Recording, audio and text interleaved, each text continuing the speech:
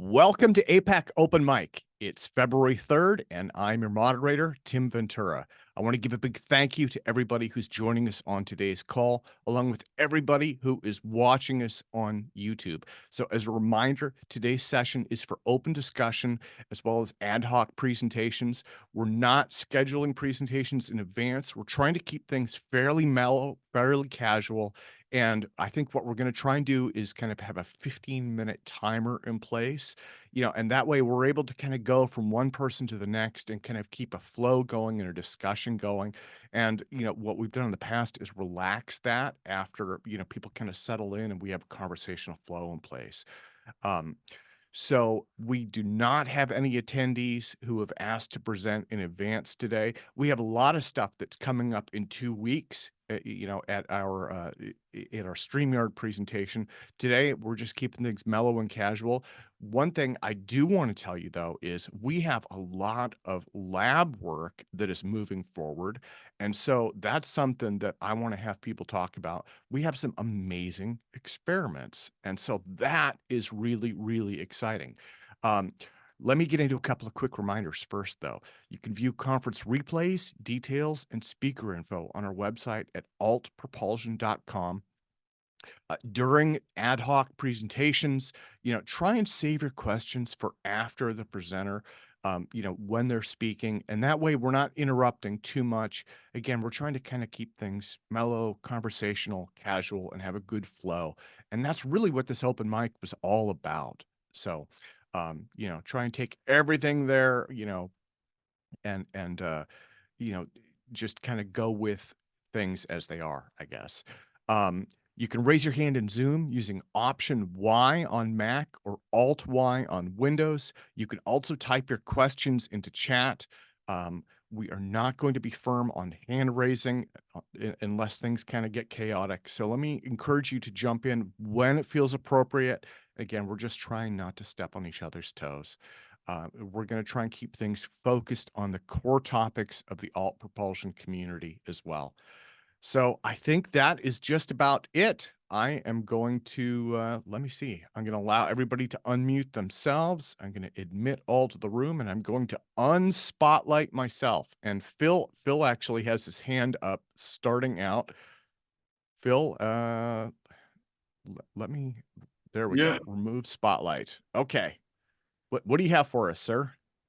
Well, I have an ongoing ongoing project with the image vortex. I'm trying to run the lab at the local university, the Polytechnique of Montreal, and I'll be able to scale it up. But meanwhile, yesterday actually I did a pretty cool experiment, and I wanted to show another cool experiment from Wayne O'Hara, something like that.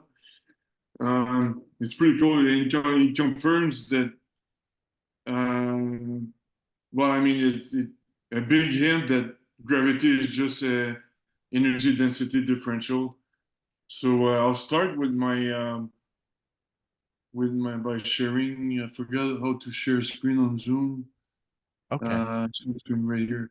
Okay, yeah, and if possible, again, try not to share any kind of music or anything like that because it hits those copyright filters. But yeah, you should be able to share. If you do share screen and then share your browser, I think you should be able to pop that open. Thank you. There we go. All right. So this is my the experiment I did yesterday, and I upgraded it. Today, actually, I made it a higher resolution so we can see clearly. So I'll show it. It's an interferometer, and I'm moving a magnet next to a beam, to one beam of the interferometer, and we see the laser being deflected, and the fringes are shifting also. So here it is. So this is the result of the interferometer. Now I'm moving a magnet back and forth next to a beam, and we see the beam being shifted. I don't touch the table or anything. I make sure I don't touch the table, and I move the magnet very close to the laser. So we see the fringes are kind of shifting, and the laser is deflecting as well. So This is the experiment I did yesterday. I'm just gonna share another one from Wayne. Just 1 second.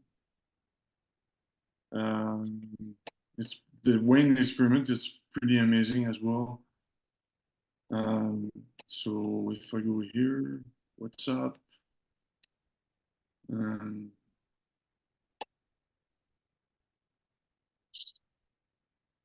Okay, I need to send a message to my. I did send a message to myself, but it's not showing up. I'm gonna send it again. A link actually. Sorry about that. No, Phil, you're doing great. In fact, while you're doing that, I'm kicking, this is Mark's recommendation. I'm kicking autopilots out. I don't know if you guys have you guys noticed this, that we've been having, I think the entire world is having more and more problems with autopilot. And the reason is if you use it once, it'll email everybody who's in the meeting with you. And then if they click on it, it automatically installs it or something like that. So Okay. Yeah, WhatsApp is not syncing well. I'm gonna send myself an email because it's I have like 2 computers here. We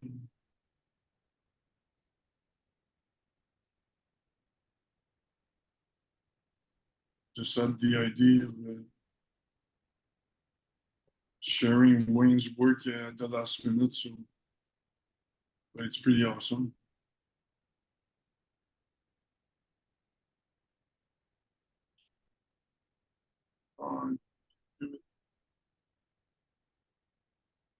Right, Wayne.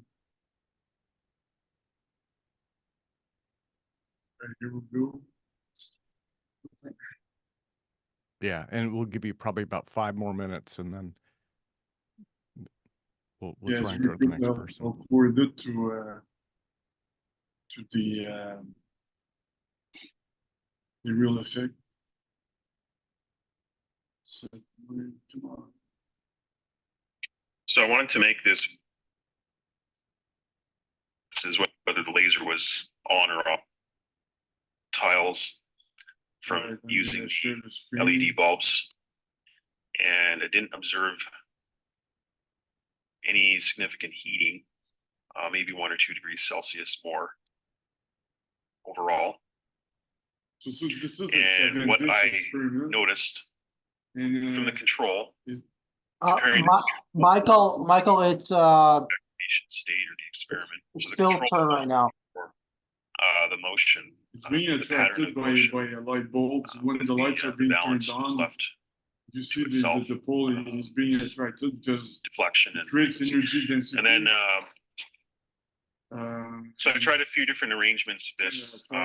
One with the bulbs on one side of the glass plate, which is about 1/4 inch, and then the balance on the other side. So having that barrier there would help to eliminate the possibility of moving air interactions. So what I found is that there was indeed a deflection, an attraction towards the bulbs. I also tried putting the arrays of bulbs inside of the box with the balance. Finally, I tried putting saran wrap right. Yeah. So he tried many things, but basically this is the general idea here. Gravity is just energy density differential, and well, that's what I believe. And here are a whole bunch of hints that says that confirms the theory. So yeah, so that's all I want to share. So I think it's very important, and can give hints to other people at the same time. So thanks.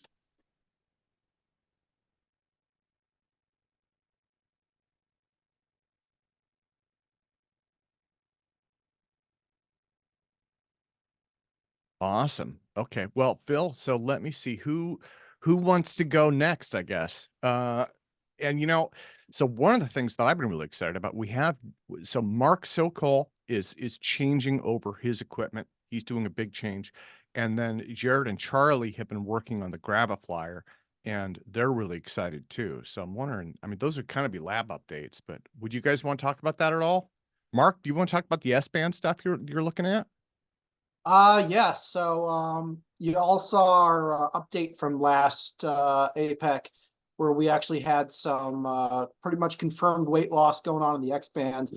In the process of getting that chart, our X-band amplifier was damaged, and we spent about a week trying to fix it. Seems like the high voltage components are broken. The same high voltage component was also broken on another amplifier that we tried swapping parts out from. But we took this as an opportunity to actually go towards the S-band. Lower frequencies have better RF penetration in metals. In fact, dynamic nuclear orientation has been achieved, according to literature, in 1953, below 1 gigahertz. So while your field strength is dropping with a lower frequency, on the other hand, your penetration increases. So there's a trade-off to playing with different frequencies. Also, lower frequencies are easier to manage. They're easier to tune. We can start dealing with coaxes instead of waveguides. We can go from waveguide to coax or coax to waveguide. Makes it a lot easier. Gives you a lot more options of what you can play with. The sizes are much larger. An X-band waveguide is about like yay big, whereas S-bands are like this big. So you can use much larger samples. Think of soda can instead of, a toothpick in terms of your samples. And serendipitously, as soon as we decided to do this, none other than George Hathaway reached out and offered to sell us all of his S-band equipment. So we took that as a declaration from God that we should move towards the S-band. And we actually have some working S-band equipment over here. S-band, for those who don't know, is 2 to 4 gigahertz. Microwave ovens are in that range. Your cell phone, some bands of cell phone, Bluetooth is within the S-band. There's lots of stuff in your daily life that's already in S-band. And the famous case with the AWAC flying saucer was also in the S-band and at 2.995 gigahertz, pulsing 600 times a second. So we're really excited about that. We're getting ready to start our S-band experimentation. All the equipment, all the setup that we've done with LabVIEW, all of it's going to transfer nicely. S-band, that's where we're going at right now. Hopefully within the next 2 to 4 weeks, we'll be set up and we'll start running experiments like that. Unfortunately, our X-band amplifier is still broken, so we're not going to be able to continue with the same experiments and the same setup that we had before. We'll do something similar. Yeah, I think that's really exciting. Guys, does anybody have questions for Mark?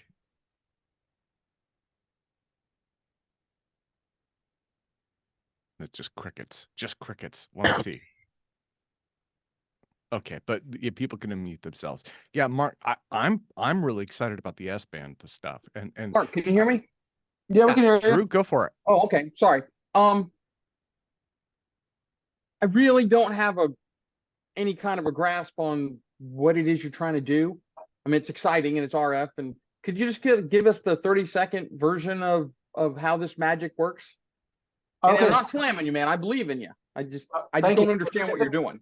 Okay, so the way this magic works is you start off, what we're trying to do is orient subatomic particle spins. We're getting at matter at its core. This is dynamic nuclear orientation. At the core of the atom is where the matter lies, and we're trying to play with it and see if we can get interesting effects. Anti-gravity, inertial mass shielding, levitation, propellantless thrust. There's lots of different theories as to why this will work and how it will work. But it all comes down to combining 2 factors. You want your magnetic field and you want your RF field going perpendicular to each other. So magnetic field is nice and homogeneous, stays constant. That makes everything start to wiggle. And then you energize it at the 90-degree at its wiggle point.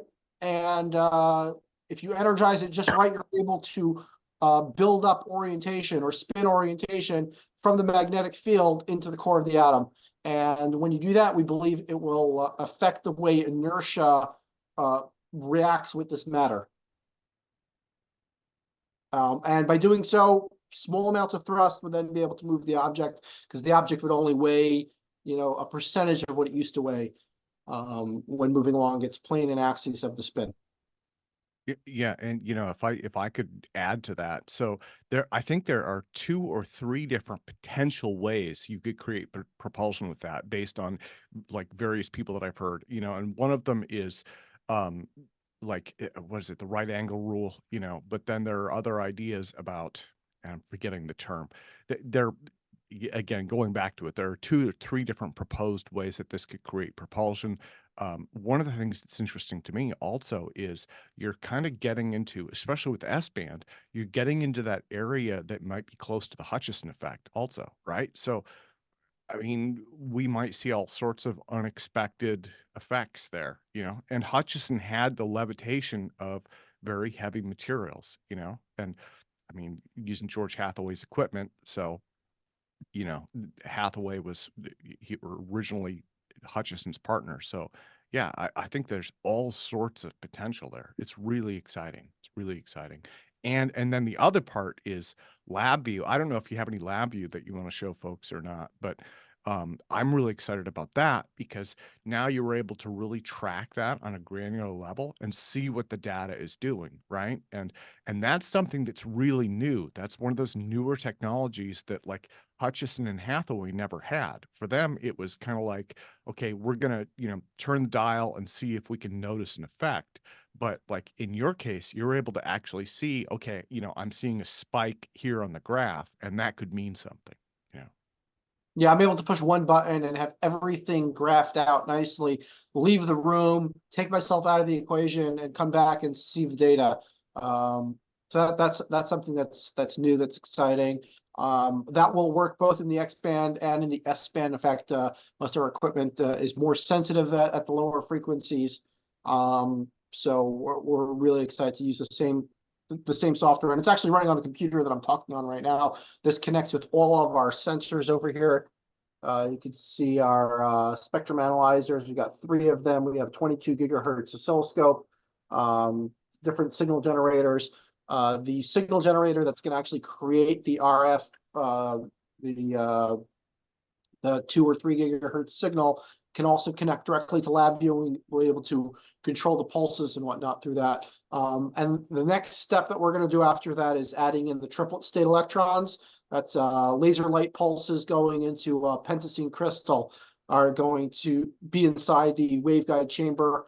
And with triplet state electron, for those who don't know, that's like 2 electrons that are pointing in the same direction, coupled together, similar to Cooper pairs. David Chester and I were having a conversation about this the other day. But when those combine with microwaves, they sort of tag along on the microwave wave, microwave's wave. They can penetrate the sample and act on the sample a lot stronger than just simple electrons would.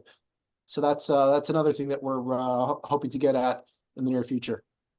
And with the S-band, of course, larger waveguides, more space, more physical space to be able to put in larger samples. So instead of looking at a 1 gram sample and potential weight loss in that, we could put in a 20 gram or 30 gram sample and start to see what it would look like for an entire crowd,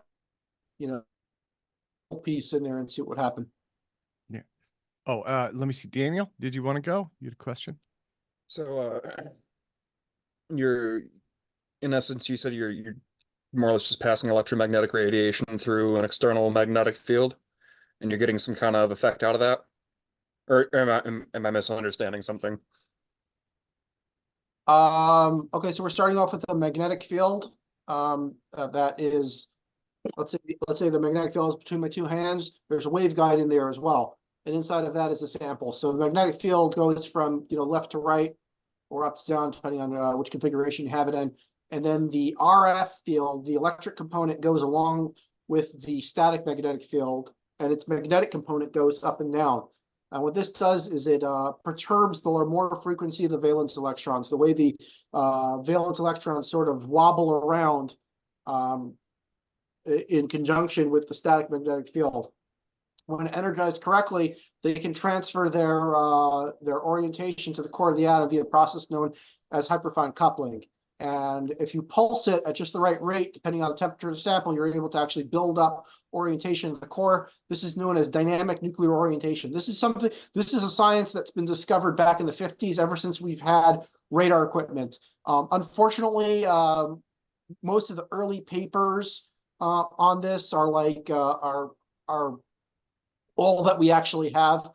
Subsequent research has been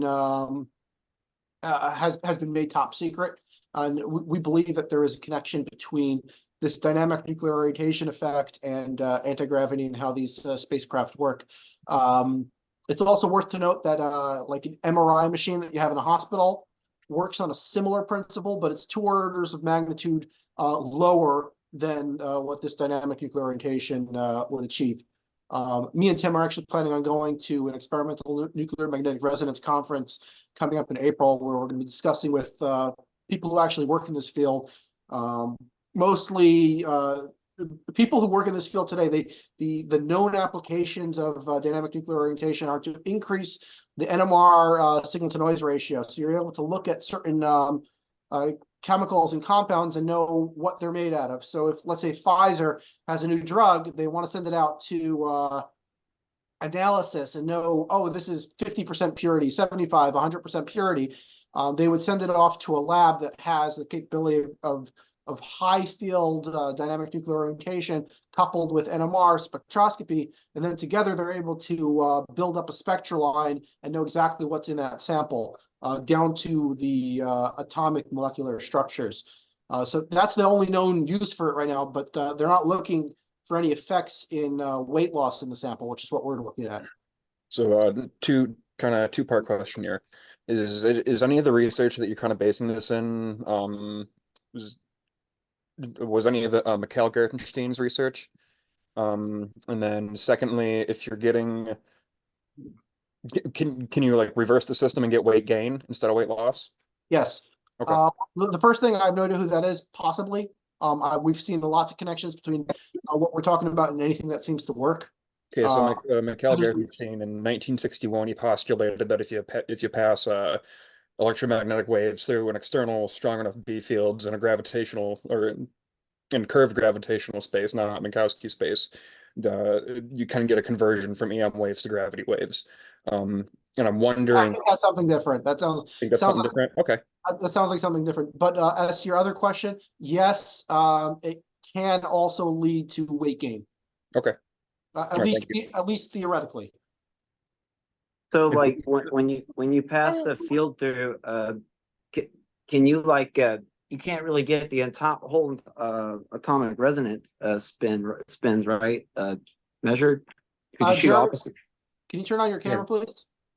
Oh yeah, is this dark where I'm at, or yeah? It's like I said, what the atomic resonance spins when you get them in this, I guess the spectroscopy, like can you get like the full like readings for all the right spins, I guess, and then shoot like an opposite polarity and like the opposite of the spins, and would that make it I guess lose weight or gain weight?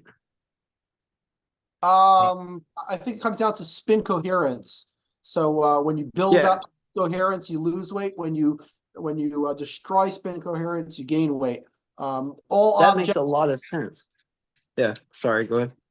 What you're referring to of putting in the opposite polarity, that's how nuclear magnetic resonance works. So you build up the opposite polarity, like bring matter to a high energy state. You shut off that RF source, usually in the megahertz range, and then the matter shoots out a corresponding frequency. Then you have receivers that read that and tell you what's going on. This is non-destructive. It's safe on humans. They stick people in hospital beds all the time into these MRI machines that do exactly that. Then you could get a non-destructive way, without any high energy radiation. You're able to look into somebody's body and see where the tissues and where the bones and everything are. Yeah, usually they require like some dye sometimes that they put in your body to like get more accurate reading, some fluorescent radioactive dye. And then, you Yeah, know, yeah, certain just, certain you know, parts of the body, you know, if you want to see the blood veins and all that, they look very similar to other parts because it's really just looking at the hydrogen. So yeah, this is why I was so interested in fluid condensates and quantum biology, as you know. But I want to get too medical though on here. So yeah. And we're at about 15 minutes. Do you want to keep going with questions, or should we try and move along to? I think Drew had a question too. Okay, I have a question. Diana has a question. Oh, okay. Dan, go for it, sir. Yes. Could you turn your camera on if that's okay? Sorry? Could you turn your camera on if that's okay? Oh, I'm sitting in the dark. I don't. Because you're in Europe, yeah. We would like to see you dark. Yeah, I'm from the dark side. Anyway, just a quick one. First, I have very strong interest in NMR technique for losing weight, but I found some problems by going through literature and all that. Is that using electromagnetic radiation to orient atomic nuclei is actually causing heating up, and heating up destroys alignment because it's rising the temperature. So you get this feedback loop, which is feeding on itself. As soon as you heat it up, you destroy the effect. So that's one problem I would like to ask how you think to take on. Another problem is that in modern NMR techniques and DNO techniques, they only succeed in aligning 1/1,000,000th of atomic nuclei. So that means that if you produce any gravitational effect, it will only help 1/1,000,000th of the weight of the material. Okay, so as for the first thing, you're totally right. That's called thermal equilibrium. That's something that they talk about in many of the papers. There's two sides to that though. Temperature in general, or heat, is really the collision between different atoms, and that would only cause a problem that would only cause it to become disoriented if the atoms themselves are disoriented. Because then if one is oriented this way and one is oriented that way and it bangs off it, then the other one will sort of shift. But if they're already oriented and they have lots of collisions with each other, that wouldn't change their orientation much. As for your second point, 1/1,000,000th, they've achieved dynamic nuclear orientation many orders of magnitude higher than that. And most recently, this paper that we talked about with the triplet state electrons found a way to increase that effect by a factor of 250,000. So they, with hydrogen atoms, they reached very near the theoretical limit of dynamic nuclear orientation that could be achieved at X-band or 9.5 gigahertz frequencies. They haven't tried it yet on any the metals at the lower frequencies yet. That's what we're planning on trying. But none of these experiments are looking for weight loss. They're all just looking for fancy ways to tell Pfizer how accurate their batch number 513C of aspirin is. That's all is concentrated on. We're actually looking at the same process, just trying to figure out whether it will lead to a flying saucer. Yeah, if I could say one more thing is my inspiration came from beside Dr. Alzofon. My inspiration actually came from for NMR research as a part of anti-gravity stuff came from Colonel Corso, who was saying that United States Air Force was actually using a special type of radar, which is targeting radar, to shoot down UFOs. And that was very indicative of, how could I say, that UFOs are using nuclear magnetic resonance, because UFOs to achieve nuclear magnetic resonance, one really needs extremely fine-tuned sort of electromagnetic frequency. And if you come with another electromagnetic wave, let's say from targeting radar, you completely mess up what UFO was trying to do. And Yeah, UFO that was the whole Roswell story. They yeah, said yeah, in and the that Philip came up in Corso, the yeah. Roswell story as well. Yeah. He said they used like a miser beam or something, and it destabilized the No, they've equilibrium. shown that in that Air Force base, which was close to Roswell, they had this one of the most powerful radars of that era. They had it. I forgot what's the name of the airbase. Wright Patterson? No, actually, the one by Roswell. But what Jeremy was referring to, a maser, that's a microwave laser, and yeah, it's a real technology. Yeah. It existed at the time. Jared's shaking his head, and Jared knows a lot about this stuff, but can't talk about it. And those things are real. Basically, a microwave laser, and you can shoot it at something, heat it up, or if it's working using EPR or electron paramagnetic resonance or any of these resonances, and you're just off of the frequency. You don't want to be like far off. You want to be just off of it, and then you'll be able to screw with their system, and instead of it losing weight, suddenly gain weight, just like the previous question was about, you can use this for both losing and gaining weight. So if they flip it around a little bit, they can make these things crash. What Corso said was that they actually managed to shoot down UFO in West Germany, very close to the border with East Germany. He said that it wasn't his unit, but some other unit, and that they went and picked up a UFO, and so it was two UFOs that he mentions that had been shot down in that way. One in Roswell and one in West Germany border with East Germany. So I've got a couple of questions about this. Can you all hear me? I'm just testing my mic. Yeah, we can hear you. Okay, this is Brendan. How's it going, yo?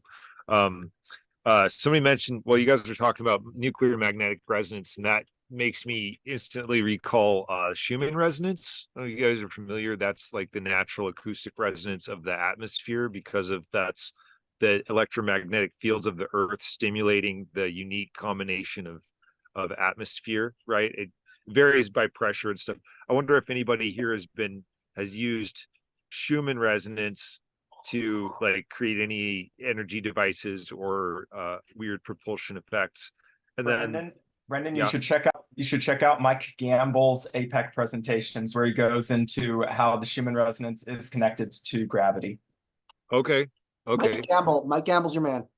Mike Gamble. Okay, wonderful. That was the first question. And then you're talking about electron spin resonance.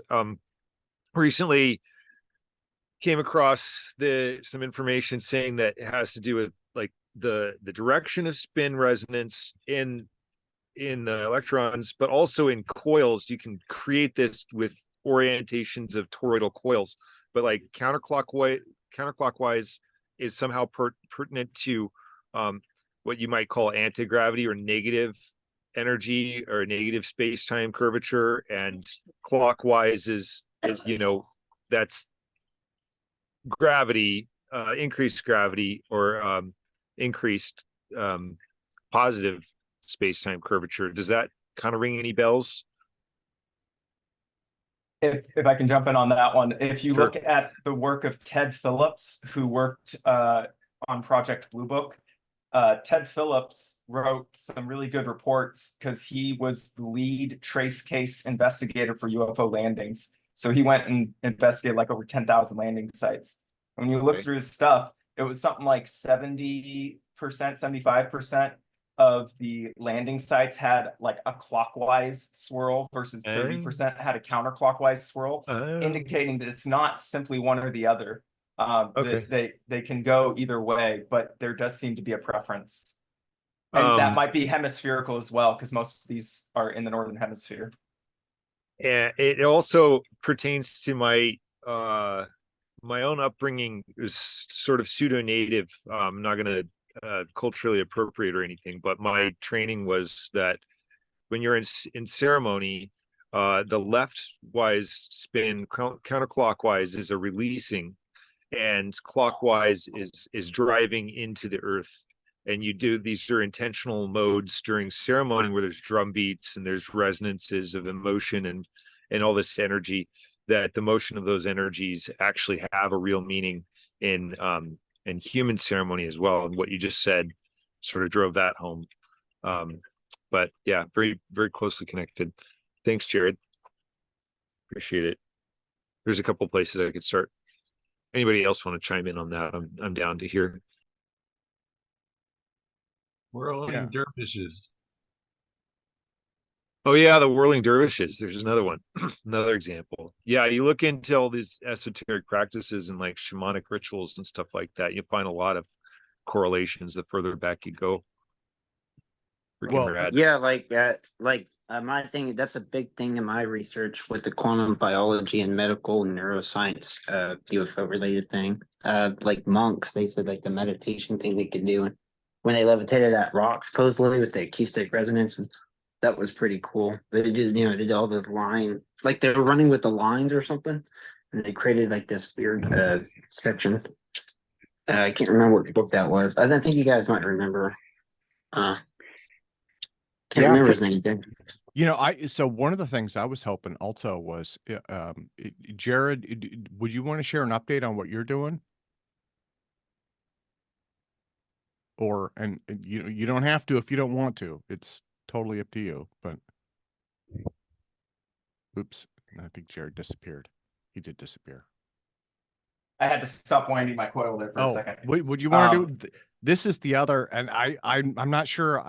I'm trying not to interrupt and cause trouble for people, but for me, this is one of the things I've been really, as you know, I've been calling Jarod like 20 times this week for updates. So every day. So I can share screen here. You can see the Gravi-flyer right behind me. First, I'll just give the 10-second nutshell version on what it is, what it does. You got a spinning 8-inch disc on the top, spins clockwise.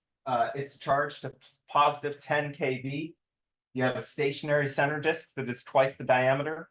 And then on the bottom, you have another 8-inch counterclockwise spinning disc that has these 6 N42 magnets on it with north facing up, and it's charged to negative 10 kV. You spin the discs at somewhere between 1 and 3,000 RPMs. You apply a RF, a very low megahertz RF to this center disc.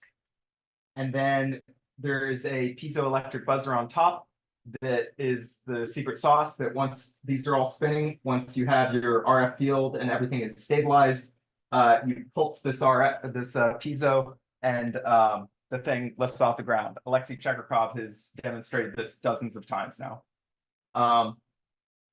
So for my research, my work this week, let's see if I can share. There we go. All right, so this is some data that I just took last night. I have LabVIEW going here. So over here in the middle left, the blue line is the speed of the bottom disk. The red line is the speed of the top disk. RPMs are over here, 1400, 1450. And then down here at the bottom, this is an audio spectrogram. So I have a microphone set up here that is tracking everything from 0 to 22 kilohertz. And that allows me to monitor the actions of these disks in even more granular detail. So the important thing is that when you are spinning these disks, they have like a flutter to them, vroom, vroom, right? Because there's a magnetic field from all these spinning magnets, as well as there's tiny little bits of slop in any spinning disk. So you end up getting a bunch of physical vibrations all over the place, which are likely a very key component in what makes it go. Down here in the 5 kilohertz down to 0 hertz, there's these horizontal lines here, which are the flutter of the disks. And as I scroll around in the timestamp here on this video, which is over 2 hours long worth of testing, you can see how those kind of changed a little bit. based upon these speeds of the disks. Here, they're all lined up. Back where I was, they were less lined up. And part of the reason why they're less lined up is because when you turn on the high voltage, it causes a drop in the RPMs of the top disk because you have like electrostatic drag, you got eddy current drag that's at play. And then when you turn on the ultrasound, what you're actually doing is it seems like you're starting to be able to get rid of this flutter. So when you get rid of the flutter and you start making this cavity resonate a little better, a little cleaner, the speed of the top disk continues to drop, which is indicative that there's probably actions occurring with the charges on here. So in this particular screenshot you see here, there's no RF going. This is spinning, charge, and piezo. Let's see if I can timestamp this. Right there. So you can kind of hear the vibrations.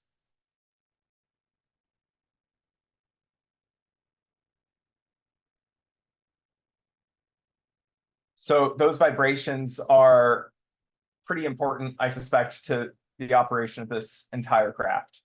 So right now I've been going through changing all the different frequencies, changing the spacings of the disks, changing the speeds, and I'm looking for where can I get the strongest interaction between changes in speed of the disks to what RPM combination they're at, what frequency I'm at, what spacing I'm at. And Alexey said it's kind of like picking a lock or trying to, crack a safe. There's all these different variables that you're trying to tune just so that you can get the thing to do the thing, to lift off the ground. Have Yeah. you tried a counter rotation frequency or vibration? Counter rotation vibrations? So yeah, that's a good question. So when you spin just the bottom disk, I think I can come up here to the top actually. So when I turn off, at the end of my testing here, I turn off everything except the top disk. And so you can kind of see when I turn it off, just how much force, let's see if I can go back a little bit, how much force the eddy current drag from that bottom disk is actually causing on everything. I can can see it. Yeah, but like I'm just saying, like the counter rotation or the rotation vibration of the whole mechanism, just as doing everything is turned on, and then you just check the whole vibration of the whole system at once, and then like you could send a counter. So there's a lot of vibrations going on. There's a lot of sympathetic vibrations going on. There's a lot of anti-resonance vibrations going on.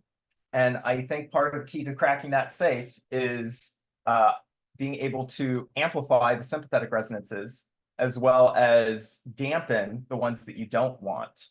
So that's part of what Alexey is doing when he gets it at the moment of lift, when he's pulsing off the ultrasound very briefly, is he's causing changes in the he's removing the anti-resonance temporarily so that the flutter of the disks start to flutter, and then he punches it back on and immediately dampens that flutter. And it's like the act of dampening that flutter, it synchronizes these interacting fields, or it smooths out, it dampens something. So eventually you get some kind of field effect. There are many interacting fields at play in this thing. It's interesting because, like, I remember there being a Henry William Wallace patent I saw, and some other guy made a similar like Gravi-flyer contraption that was built different, but it has counter rotating kinetic motion, and it supposedly it had a video of it. It flew, or it seemed to, and I don't know, it was taken off of YouTube. I wish I had got it. So it's a similar project. I would have loved to give it to you, and you could have checked it out. I mean, it had equations and everything. One other thing that I didn't share on that screen that's important to mention is when you do turn on the RF, it can cause a significant change in the speed of the top disk. Now, if you change the speed of one disk, it can cause a change in the speed of the other disk because you have this counter-rotating action going on. You got eddy currents, you got secondary eddy currents, all sorts of stuff's going on. But when you apply that RF, it can cause a massive leap or a massive drop in the speed of the top rotor. That to me is indicative that you are either inverting a field or you're quickly dissipating a charge, something along those lines. What you got, Daniel? Sounds agreeable. How much weight reduction have you actually like measured it on a scale? Because I see you got up to a scale there. Yeah, I got a digital scale up there that I tried using for a while, but it turns out that the EMI, the electronic noise that comes off this thing, especially from the RF, it just makes everything go wonky. In fact, it messed up in that video that I just showed. It messed up my lab view 3 times, and the third time it messed it up, it actually knocked out the audio of that recording as well. So there's only audio for the first half of that video, which is unfortunate. Yeah, if it's okay, Jarod, I'd like to let me jump in and do a share. Let me share the screen really quick. I will share. Let me see. Hopefully, you guys can see this okay. I dropped the link to this video into chat for everybody. So Charlie, Charles Crawford, he's come up with compilation video of this. These are different clips from Alexey. Again, what I mentioned this in chat. So Jarod and Charlie have changed my opinion on this. And this goes to, keeping an open mind, right? For the longest time, I mean, I've seen these videos for years. And I was always looking at this going, okay, to me, this looks like a hoax. I just can't figure out how he's doing it, And you can see in these videos, I mean, I looked at this and I was like, well, it kind of looks like it's suspended on a string, but then, you could see he's putting his arms around it. He's putting things over the top. He's obviously trying to do everything he can to show that there's no string there. I mean, you could see him walking around it, the whole 9 yards, right? And so, there's a lot going on there. Let me fast forward to this clip also. This clip, I believe, is one that I put together. This originally was 4K footage. And when Alexey put this online, this was 2 or 3 years ago, it was really, really dark, but it was really high res. And so I pulled this out and I re-rendered it. And I think Charlie is using mine in his compilation. So the reason I mention that is I was able to look at this in very high detail and there were no strings or anything like that. So again, I looked at it and I was like, okay, to me, it doesn't look real, but I can't figure out how he's faking it. So the reason I'm excited is from what Jarod and Charlie have been sharing over the last couple of weeks, I'm starting to change my mind. I'm like, you know what? Hey, I'm happy to be wrong. I have no idea how it works, but using hello. Yeah, go Hello? for it. Yeah, Nuaz, go for it. Okay. They using rotating mercury. I'm sorry, I didn't understand what you Rotating said. mercury. He's saying mercury. Mercury. So yeah, in this case, Yes. he's not using mercury, and Jarod can explain this in more detail. It's centrifugal. Here, well, it's not centrifugal either. It's Semiconductor. so he's using there are 3 plates and an ultrasonic on top. And you could see, I mean, there's obviously no string. Now, the only question I would have is supposedly he's using a high voltage on this. So if he's touching it, why isn't he getting shocked? And that's something Jarod could probably discuss in more detail. If this was a lifter, touching it like that would probably send you across the room and require changing your pants. So Yeah, I can make some comments about this. So the cool helmet that you see he's wearing, like a welder's helmet or something, he's wearing that because the RF from this will give you a headache after not very long. And anybody who has worked with this kind of RF stuff before, you can attest to that when you expose yourself to RF, it'll mess you up. So that's what he eventually figured out was, why do I keep getting these headaches? Maybe I should put something conductive on my head. As far as touching it, so there are certain spots where you don't want to touch it, and that would be like the spinning discs that are charged at, I've measured the charge on the bottom disc at over negative 20 kV, and that'll shock you good. And then the top disc is charged anywhere from 0 to plus 10 kV. So, but the RF that is on that center disc is 2 kilovolts AC, thereabouts, at around 1 megahertz. I have bumped it with my arm before, and it'll zap you, but it's not terrible. So I suspect that's what Alexey's doing, is he's touching it. It's not really hurting him too bad. Yeah, and then to Mike's point about the centrifugal force, there might be a centrifugal force aspect to it, but what it is you are converting the centrifugal force into lift through these electromagnetic interactions. So it's not like your normal gyroscopic lifters. If anything, that's a very small part of it. One possibility is superconductor. Rotating superconductor. It can also create anti-gravity. That is like rotating knobs, but superconductor. this is not a superconductor. This is all aluminum. Everything is made out of aluminum.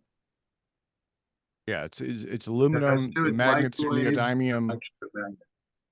So yeah, this is definitely a field. It's a field and voltage interaction of some kind.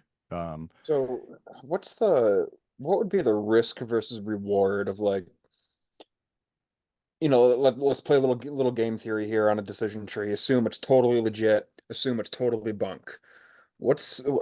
How bad would it set someone back if we could figure out how to send someone out to where he is to try to actually view it in person? So that's a lot easier said than done. So Charles and I have been meeting with him after years of conferring with him via email. We have now finally gotten the chance to talk to him multiple times over Zoom, which has been really helpful for a lot of ways. He is still pretty shy. He's really introverted, and there's a language barrier. You have multiple problems there. We have solved a couple of those problems, but not all of them. And he's got a lot of personal language. He's got a lot of personal stuff going on right now. He's Russian, so it's Russian. We have a translator. We have that problem solved. That's not the issue. But at this point, we are looking at maybe July, maybe.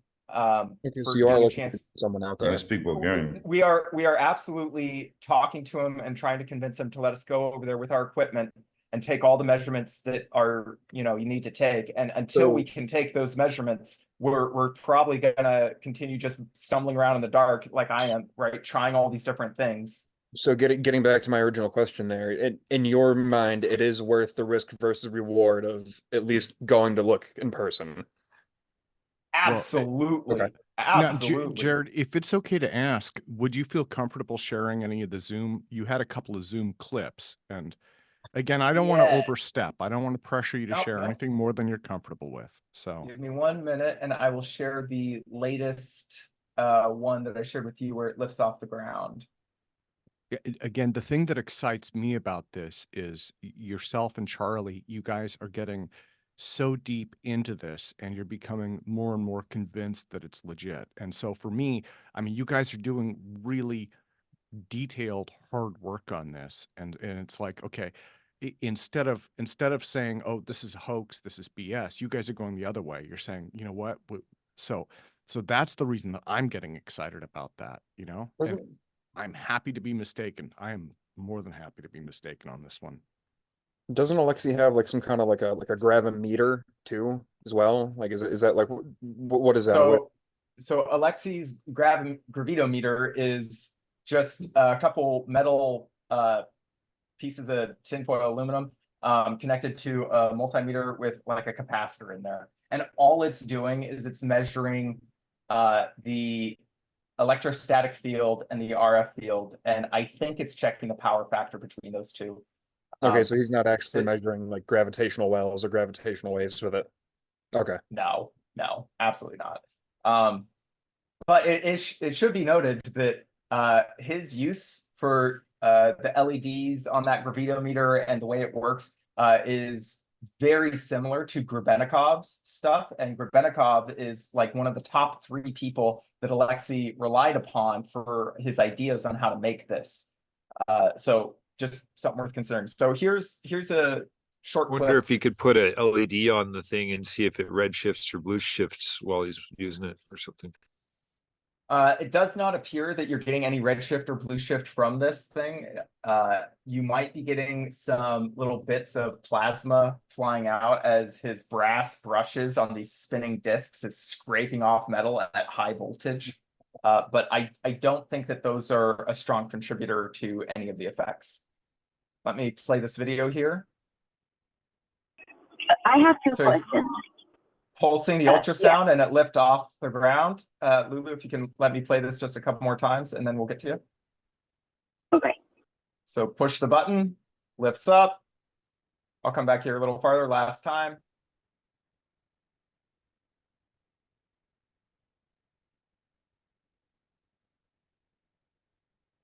So there's that one. And then he sent us another video that's going to take me a minute to find where it's not a Vaseline covered 120p webcam. It's an actual like higher res video from his phone. But while I find that, what you got, Lulu? Okay, question 1. Does it have to be the power pack? Does it have to be touching the ground? Or it doesn't have to be touching the ground? That is an excellent question. When you look at the videos that he's shown in the past, especially inside his shop, what'll happen is when it isn't tuned properly, instead of lifting up off the ground, it'll tip over. And that's what happened in one of our recent videos. And when it does that, the moment it tips over, the legs that leave the ground have a little electrical arc on them, indicating that it is indeed making an electrical contact with the ground. Additionally, he told us like a year and a half ago not to put rubber feet on the bottom of the thing because that would insulate it from the ground, and you don't want to do that. But then again, the moment it's up in the air, it's not touching the ground, so it's hard to say. Okay, and my second question was, if so, then could the Gravi-flyer, right? Could it support the weight of the power source? I think if it gets tuned better, then it absolutely could. Right now, Alexey's tuning process is artistic. So it's not necessarily tuned as optimally as it can be. But in that one last outdoor vid that we saw that Tim showed us where he kicks the thing, he puts his whole body over it and he like pushes the thing down. And that gives you an idea on just how much buoyancy force this thing is providing.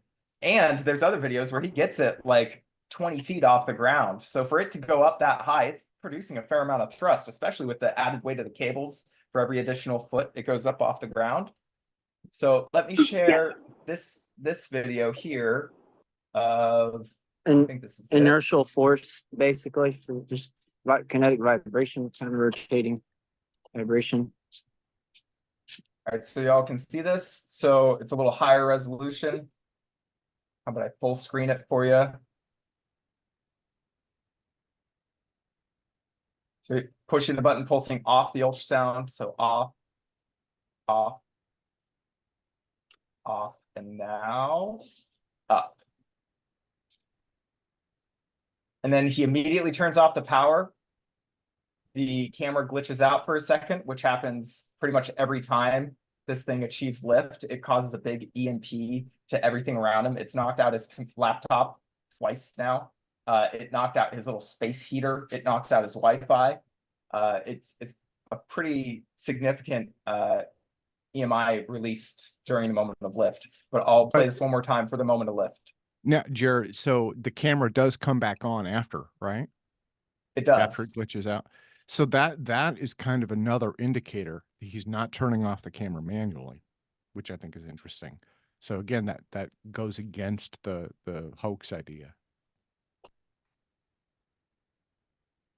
And then you can briefly see the ceiling. And you can tell that he doesn't have any, let me slow this down.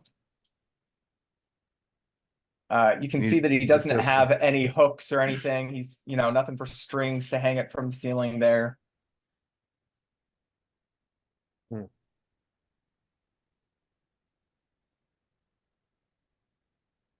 Also, if he was hoaxing this, it's probably worth mentioning, he would advertise this thing, right? He'd be trying to sell these things. Every single one of these that he has built for somebody, that person had to beg him for months just to make one for them, right? And he's usually pretty reticent about making it for somebody. So I think he's only made like 5 or 6 of these for other people altogether. And every single one of those was people begging him for one and, putting him out to spend the 2 to 4 weeks to make the thing for him, because he makes all the electronics for it too when he sells these kits to people. Is that a Tesla coil? Yeah, what's the Tesla coil doing? So the Tesla coil, part of the operation. Is that where you get your RF from? the Tesla coil is what's producing the 2 kilovolts AC, 1 megahertz to the center disk here. It's only 2 kilovolts from the Tesla coil? It's just enough that you can light up a fluorescent bulb if you hold it close, which is how he has been ensuring that it's, the Tesla coil is properly tuned and it's putting out enough energy as he puts this close to it. And then we'll put it close to the center disk on the Gravi-flyer. We'll put it around the Gravi-flyer, make sure that that is lighting up there, because you can get some power loss in between the Tesla coil and the Gravi-flyer. So the 2 kilovolts AC, that's what the number he has given us. That is a number I have measured. I think that's relatively close to the ballpark, but it may have, I could be wrong on this, but it may have less to do with the voltage and more to do with the frequency and the overall power of the RF. So you can run 10 watts RF, and that can be, or let's say 20 watts RF, and that can be 2000 volts at 10 milliamps, whatever. Or you could be running it at 20 volts and 1 amp of RF, right? So you gotta be careful, like so if this thing's emitting RF, you gotta be careful, like not to piss off the FCC, like broadcasting on a frequency you're not supposed to and messing with someone somewhere, or like, is it not?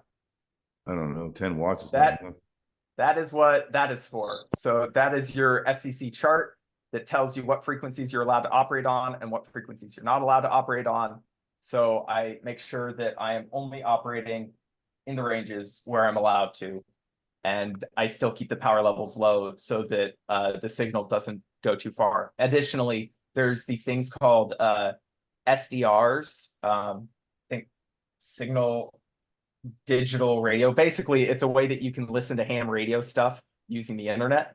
So it's just websdr.org, and you can go to all these different antennas that people have all around the world, and you can dial into whatever frequency you want. So what I do is when I'm going to try a new power level for the RF, I will go to the WebSDR and I'll key it and I'll see, okay, could they hear me in Utah? Could they hear me in Virginia? Could they hear me in Japan? Right? If they can hear me in Japan, I'm going too far. If they can hear me in Utah, I'm going too far. But Utah doesn't take very much juice. Like 10 watts is enough for it to show up in Utah. No, I mean 10 watts you can get pretty far depending on the frequency. Yeah. I've got a question. Like, what is the? Might have gotten glossed over. I might have missed something. What was the principle that this is operating on? Because I hear ultrasonic, I hear these high frequency RFs. Is this acoustic levitation of some sort combined with like is it just maybe ionic wind? Both of those are pretty well known. Is it direct force? I'm not seeing where it's direct force propulsion, and or like is there a difference, or are we just? Am I thinking too much about it? That's what I want to know. No, you cannot think too much about this thing.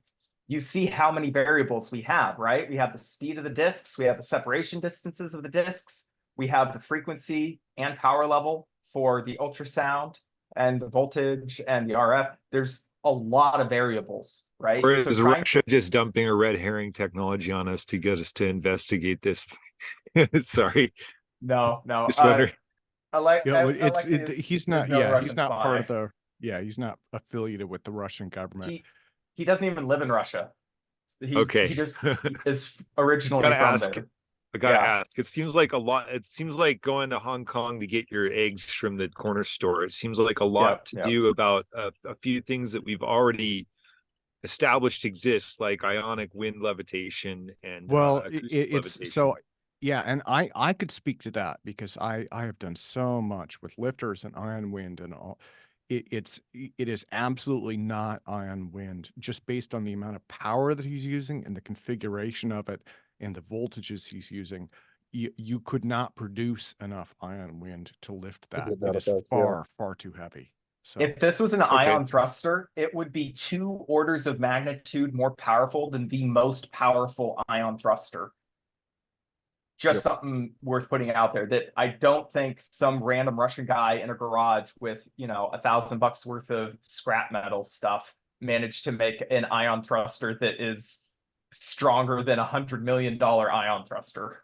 So some sort of like combination of effects, possibly that's creating an emergent effect that we haven't really tracked yet fully or something. Like, yeah, I think there's a lot to do with the charge on there. So one thing to consider when you try to analyze what is making this, because truth be told, we still don't know the actual mechanism of lift. That's all we've been working on getting, because I care less about replicating it and more about understanding the mechanism, because then you can scale that mechanism up, right? This is a cool demonstration of a much more powerful idea. So one thing to consider is Alexey, in that most recent video that I just showed you, he turns off the power, right? It does not immediately drop down. It stays lifting for an extra couple seconds. And it's only, you know, half a foot to a foot off the ground at the time. In one of his outdoor videos where it's like at its highest peak, it was like the best tuned he ever got it. That was at like 20 feet high, and it stayed there for about 20 seconds after he removed the power from the battery. So when you remove power, you're no longer supplying high voltage to it. You're no longer supplying any ultrasound to it. You're no longer supplying RF. The only thing that remains when you remove power is the angular momentum of the disks, the vibration of everything, and the static charge that is remaining on those disks. So somehow those 3 things are what are required for lift, but those 3 things need to be in a very special state of some kind.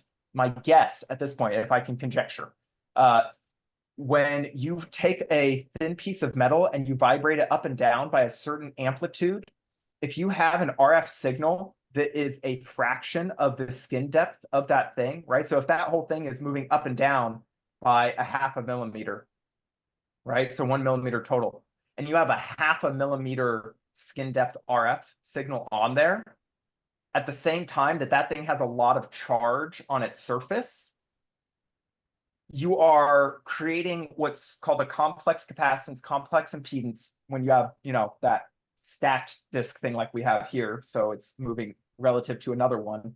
So when the phase of the multiple moving metals are either in sync or out of sync, and the RF is a fraction of the thickness of both of those, and they all have this high charge on it, there's something about the phase relationship of the vibration, the specific skin depth from the chosen RF frequency, and the amount of charge on everything.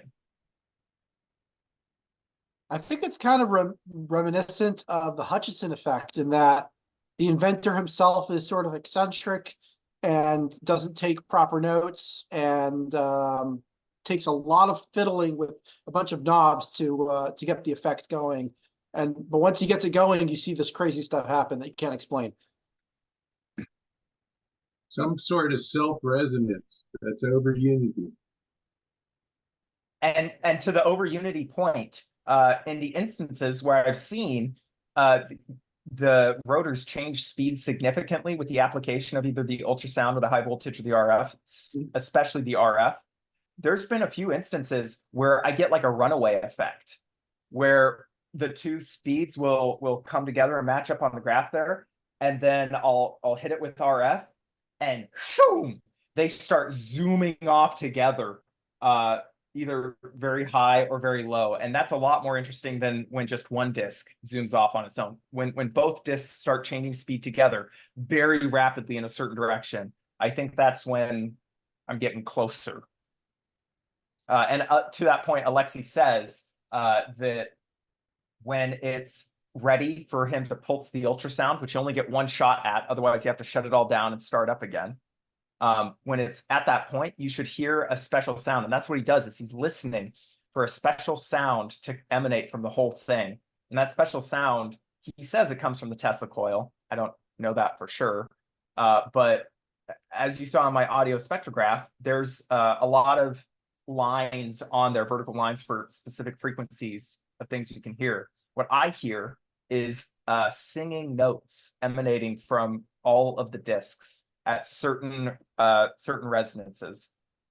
You'll hear a 400-ish hertz tone, very low A note. You'll hear a 600 hertz tone, like the third harmonic sound, right? You know, the tonic note and the third note. And it starts playing a chord. It starts playing a 135 chord when it's oscillating. The two disks are oscillating out of sync with each other. So I think what he's doing is he's getting them in sync with each other, getting that oscillating note to become a pure solid note, which damping the vibration of these things with the ultrasound helps it to start maintaining that solid singing note. Is there any evidence that it is over unity? I mean, because there's power going in, and you could estimate how much, force or, how much energy it would take to lift it against the gravitational force. Honestly, over unity makes me gag. I'm not saying that it doesn't exist. It totally exists. It's out there, but I don't know that I'm ever going to see it. For this thing, I'm not measuring my power levels all over the place going in. Like I'm measuring my wattage going to the disks. And on that point, there's not necessarily an over unity, but there's an energy transfer state. So in a couple of the instances where the speed changed a lot, the power going to the motors didn't change.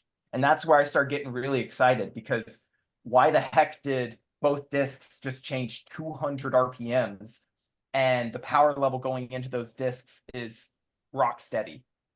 Well, and my thought on the over unity, I mean, the potential for that is I wouldn't even look at that yet. And the reason is there are so many different potential ways for energy storage in this device, right? You have free energy. I have a known that free energy generator over unity device. Yeah. Well, and yeah, why don't we come back to that after the Gravi-flyer? Jarod. Quick. Can I say something, Jarod? I want to tell something. Okay, in previous conference, I show you a free energy magnetic generator. Okay. I'm taking this. Nuez, why don't we, if it's okay, why don't we come back to that? Why don't we come back to that after the Gravi-flyer? Do you have a question for Jarod? And if not, I'll go to Mike. Mike Lilov had a question for Jarod. I would have a question. If I may ask, what is the speed of rotation of the disks approximately? Mechanical speed. Alexey said at the very beginning of all this, because Alexey is not measuring the speed, Alexey said originally that it should be 2,500 RPMs for the bottom and 3,000 RPMs for the top. Then about 6 months later, I emailed him and asked him about that. And he said it should be 3,500 RPMs for each. And then in our most recent meetings with him and most recent videos he's shared with us, I have clocked the speed using the frame rate of the camera and estimate it to be closer to 1,000 to 1,800. So how much is that in hertz? In hertz, it'd be divided by 60. So I'm running it at around 1,400 RPMs, which is about I think 24 hertz. Okay, thank you. Yeah, Because, so it's somewhere between 15 to 30 hertz. because there is this Riccardo Storti who came up with replication with this frequency of 7.8 hertz from Bob Lazar's case, and I was just wondering if he's using the same that Storti's frequency. So I It was just emailed Ricardo after that most recent interview that Jeremy had with him, because he has a table of all of these compositional numbers, right? And that 7.43 hertz he comes up with is like 400 different summed resonances altogether, right? He says by the time you sum to the 400th term, that's when you get to that point, right? Well, I want to see all of the frequencies in that table, because if indeed there was something in the 15 to 30 hertz range, that might give me some direction, but he doesn't have that table available to share. thing. What you got, Mike? I'm going to go out on a limb and say that the RF is multiplying the centrifugal. The RF interacts really strong with the charges on the discs. So when I apply the RF, all of a sudden the brushes on the discs start sparking like crazy. So there's something along the lines of a strong AC signal when it interacts with a high potential DC static surface. Yeah, but you have centrifugal already in the device when it's spinning. It's got a factor called centrifugal force going on there. So that is a factor. It is a factor. I have calculated it out what it would take for the angular momentum of the two discs to result in the actual upward lift. If that was purely all that was responsible, if all you need to do was just spin the discs to make the thing lift. I would say around 100,000 RPM probably, or more. And yeah, so do you remember how many RPMs I just said we were running at? Like 2,000 or something, 3,000. Exactly. So we're at like 1-2% of what would be required for this thing to actually. Right, that's lift what I'm off the saying. The ground. RF is multiplying your centrifugal force. Oh, I see what you're saying. Yeah. So you're claiming that the 1% that we're getting is getting multiplied by at least By 2 the orders of RF. magnitude. I will look into that. Somehow the centrifugal force that you're creating with your 3,000 RPM, the RF is multiplying that somehow. And you said also that sometimes it would gain weight or tilt to the ground. That could be the RF, multiplying it in the opposite direction, the centrifugal. So I have actually gone down that route a little bit. You have all of this charge on it, right? So you're spinning, you're rotating this charge. So the actual field itself, the electric field itself, has a certain momentum factor to it. And then when you're turning on that RF, right now you're affecting the momentum of that field. So it's my guess that similar to John Brandenburg and Paul Murad's idea for the Searle effect generator, where they say it's the pointing vector, right? The direction of electromagnetic energy flow. There's another kind of pointing vector, which is the momentum pointing vector, right? So you can convert all electronic stuff into mechanical stuff, right? So a capacitor is a spring, an inductor is a mass, right? And so you can have, so if you convert all that into a mechanical frame of reference, you can think of the pointing vector from a mechanical frame of reference as well. It might very well be that there is a electromechanical transformation occurring there, and that the pointing vector of the electromagnetic field and the pointing vector of the angular momentum. Yeah, your voltage is your spring. Yep, it's possible that those are interacting and actually feeding each other. What do you got, William? Oh, yeah, Jared. Good point. Is the top disc or the top dome and then the bottom spinning? I lost your image here. Yeah, I'm putting the camera a little closer so y'all can see it a little better. Okay, yeah, the top dome and the spinning magnets, are they at the same voltage? So that top dome, is not necessarily required. It's really just there to reflect the sound. In Alexey's stuff, he usually puts the piezo buzzer much closer than that dome that I have allows for. He usually puts the buzzer like half an inch above the motor. In mine, it's located about 4 or 5 inches above the motor. Yeah, see, what I'm looking for are opposing fields. Okay. Fields that are in opposition. It could be electric or magnetic. And that's where you get this anti-gravitational effect. Okay, with opposing fields. Well, Bill, in this case, maybe would your opposing fields be the voltage on the top and the bottom plates? Yeah. That if you're might setting be... up opposing field action, there could be an anti-gravitational effect with that.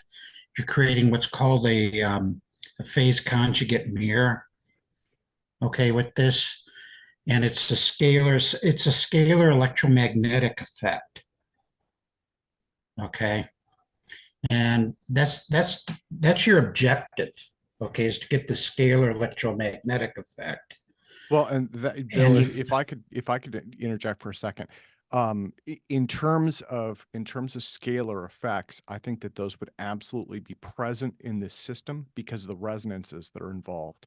So, you know, that would definitely be there. That's something that I think Jarod he's definitely going to have to investigate more. Yeah, but to get that, you know, you need to set up opposing fields. Okay, you could do that magnetically, just by taking two magnets and force them together. And then I did the drop test with opposing field action, and I found out that the magnets they fell slower. Okay, than let's say ordinary material. But then you can reverse that effect by using attractive forces, whether it's magnetic or electric, where they fall faster. Okay, they create a gravitic effect. I think Boyd Bushman claimed that too, if I recall. Yeah, Boyd Bushman, right. And also Tom Bearden as well. Okay. And that's what I think you really want to do in these type of situations, to set up these opposing field actions. Okay, to get the anti-gravitational effect going. So yeah, on that note, you have magnets on the bottom disk, right? And those magnets, as they spin, produce an eddy current in that center disk. If you walk yourself through the direction of all those magnetic fields, right? If you spin those magnets on the bottom, they're north up, the eddy current in the top disk is going to spin south down towards it, right? So those are not opposing. That's not north to north, that's north to south. And then above it, on the top side of the center disk there, you're going to have a north up field, right? Which is then going to produce a south down field in the top disk. And the direction of rotation combined with the magnetic direction combined with the charges present on these follows the left-hand rule. So it's not necessarily doing the Boyd-Bushman opposing fields, because all these fields are together. If anything, all these fields are stacking and adding to each other's intensity rather than north to north, right? You know, Jarod, I would bet that center disk configuration is why you're not seeing results. You mentioned the lip on it. Well, you mentioned the lip on it. Yeah. On that note. But it doesn't, you know, spinning fields also generate magnetic poles. Spinning electric fields do, yes. So that would in a sense would be the same as putting opposing fields together. If you can see what I have here. I mean, alike fields together. That'd be the same thing. You have a virtual magnetic pole by creating the spinning field. Yep. Well, you have charges on the top and bottom plate, and they're counter rotating, so that the motion of charges would create a magnetic field. So those would be counteracting each other. Even the alternating current that you have between the rotating and stationary disks, that will call, according to Maxwell equations, that will create a circular magnetic field. So basically, okay, I'm not suggesting that this is a case, but it might be an idea to consider. Basically, you have on that middle disk, you have all these magnets, and now you have oscillating, alternating electrical field between like capacitive plates, and that creates a circular magnetic field. So you have all that you actually need for nuclear magnetic resonance happening inside these permanent magnets. So it might be a nuclear magnetic resonance effect because setup is there. Dejan, I've wondered the same thing actually. When I really sit down and think about the Gravi-flyer and what they're doing with it, in a strange way, it takes my mind right back to what Mark is doing. So I think that's good though, right? And and then one of these and you guys have read about these too. A lot of these anomalies involve rotating magnetic fields and spin. So now I should mention, I talked to John Brandenburg today on the phone, and he didn't have any great insights for me, but what he did suggest was he'd said that he felt that, well, just by experimenting with it, Alexey may have stumbled across something. And what he said was, he's like, you can build a lot of things that look like an airplane, but until you really know how an airplane functions, you may get something that glides every now and then, but it's going to be difficult. So that could just be where we're at now. Because one could actually achieve nuclear magnetic resonance with only Earth's gravitation and Earth's magnetic field, and there are actually educational instruments that could do that. And it could be done with low fields and low rates of rotation. So I'm just suggesting, maybe we don't know. I would be very surprised if it was NMR, because the strength of these magnetic fields that we're dealing with is extremely small. The strength of the eddy current in the center disk, when everything is spinning right and everything is pulsed right, you're looking at somewhere in the ballpark of 20 to 30 microtesla maximum. On the bottom side, there's a differential in the magnetic strengths between the bottom and the top of the center disk. And the eddy current itself is a very thin ring that follows the outer edge of the spinning disks. It's about 3 millimeters wide, 8 inches. I'm not talking about that magnetic field. I'm talking about a magnetic field which is created by oscillating electric field between the plates. So that magnetic field would be parallel to the plates, and that field does not need to be very strong to cause nuclear magnetic resonance. Mark would maybe know exact values, but that field needs to be only very symbolic. And you are having 2 kilowatts there. Okay, I'm not familiar with Maxwell equations, and I will know to calculate it, but it might be enough to, because all you have to do is produce gyroscopic rotation. That's the purpose of that field, and you have it there. So yeah. Well, now, Jarod, if I could ask about your center plate again. So it looks like the metal is different. I mean, it definitely has a different texture, and then yours has a ring, right? You're using a pizza pan in the original one. Again, that was kind of what my mind went to, just looking at Alexey stuff. Yep.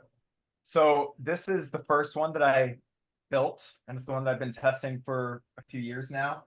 Just a few minutes ago, I was holding up that larger disc that I have. So I have the same exact material that my present spinning discs are, which is this textured aluminum. It's about 1 millimeter thick. This is an old bottom rotor with 30 small magnets on it.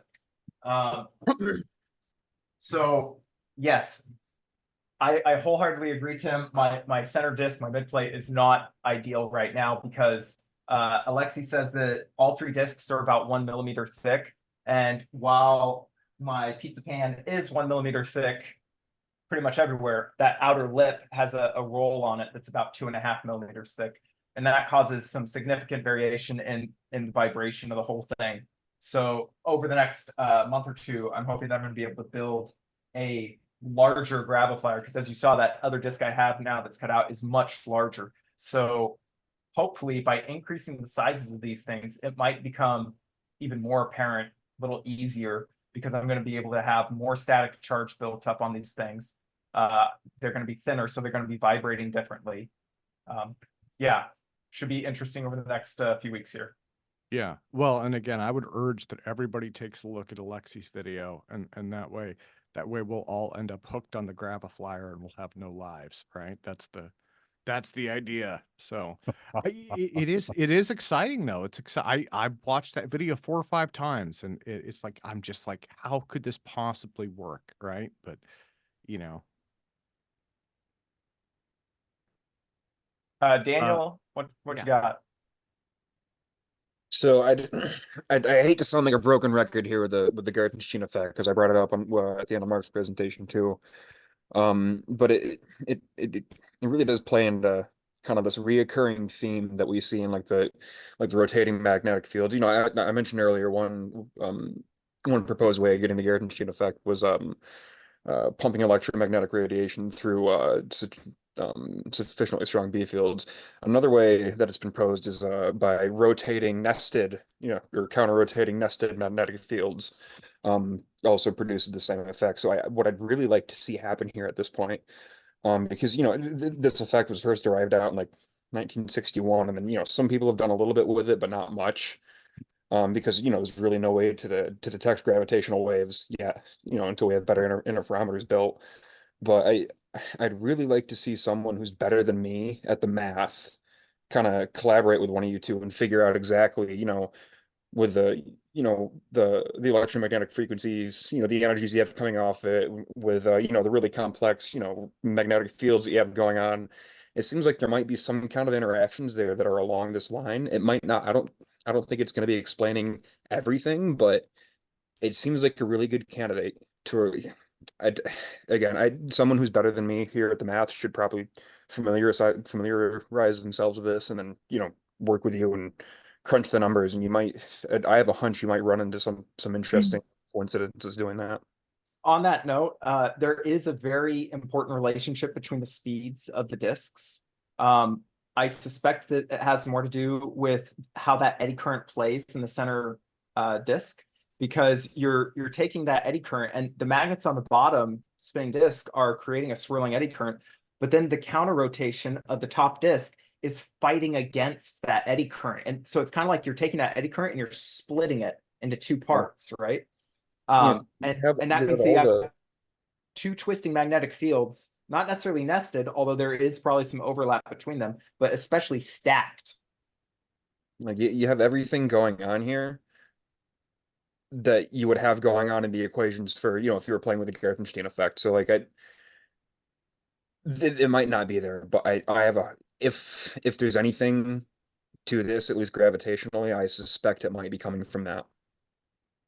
Yeah, it is worth thinking about. Well, Jarod, you actually thought that there was vague similarities with Salvatore Pais in this device. Could you elaborate on that? Because Salvatore Pais was, claiming that effect would be useful. Yep. Let me address Harold real quick, because he keeps messing with me. Sure. The Lorentz force, as far as it applies to this, that was the first angle that I started taking with this, was trying to see, is this just a right-hand rule lifter? And I don't think it's quite as easy as that. It's got Lorentz forces present, but I don't think they're the main contributors to lift. I think it's a little more nuanced than that. To your point, David, so Pais's thing is called the Heme fig, right? The high energy electromagnetic flux thing. And the gist of his experiment was he took spinning capacitor disks, right? Highly charged. And then he punched them with physical vibration from a megahertz transducer, right? So he's taking really high charge, rotating with really high angular velocity, and then, oscillation or nutation or whatever you want to say about it, right? And he says that he got some very interesting effects that he can't talk about with that. I suspect that strongly correlates to the Gravi-flyer, because it's almost the exact same thing. We have spinning disks that are really highly charged, and then we're punching them with ultrasound. The major difference is he was spinning his things at much higher speeds. We're at like 1,000 RPMs. He was like I think he was shooting for 100,000 RPMs. Yeah, he got to 100,000 before the flywheels would start failing because of the centrifugal force. And then his transducers were megahertz, and we're dealing with, I think, 100 kilohertz max from these little piezo buzzers. So that's one angle that I keep going back to, is I keep shopping around for decent megahertz transducers. But turns out Pai's had a similar problem, and he eventually found some decent ones that the Navy owned that are not available to the public, that are strongly ITAR controlled. So we'll see if I can't get some better transducers here eventually. And I do want to look into the math more, but I did, briefly look into it, and I tried asking Sal a few questions in one of the after hours. And quite frankly, it seemed like when I was looking at the math, it seemed like he needed about 10 to the 8 orders of magnitude to actually make it useful. Like it seemed like he wasn't close at all. So the fact that even everything's smaller, it is a bit of a stretch. It's hard for me to imagine how it could come into play, but it's worth keeping in mind. One last thing I'll mention about his thing, though, the difference between a sine wave and a square wave is immense, because when you have what he calls rapid acceleration transients, like a sawtooth wave, right? Something that's changing direction really rapidly. I suspect that that's probably where he's getting the majority of his stuff, is when he's pulsing it with that ultrasound, that megahertz radio frequency ultrasound. It's punching it really hard and accelerating it in one direction really fast and hard. And then when it changes direction of oscillation, now it's decelerating it and then, accelerate. It's got a opposite acceleration vector that is very massive for the amount of mass that these electrons are, right? These electrons are just attached to the surface, the charged surface. And so if you're able to move that charged surface really hard and fast, it's like, a huge mass pulling a tiny little mass, and that tiny little mass is moving up and down really fast, but that tiny little mass with its electric charge is producing major effects in the EM field around it. Just a guess. I was also curious if more square wave like motion would lead to scalar waves more easily. I don't know if Alec has any opinions on that, because there is this modification to Maxwell's equation that adds this term to get these longitudinal modes, but it seems like you almost need, some people claim it's related to tunneling, like you almost need some jerky motion, or it seems to violate charge. Right? Not even Hefemenko. He talks about the electrokinetic thing, but I actually think that combining the electrokinetic with the scalar waves might actually potentially help with charge conservation, but that's just an idea. But let's see even Aharonov and Bohm wrote a paper in 1963 following up after their more famous work that had these modified equations, but other people have discussed them as well since then. And that's kind of associated with these scalar waves.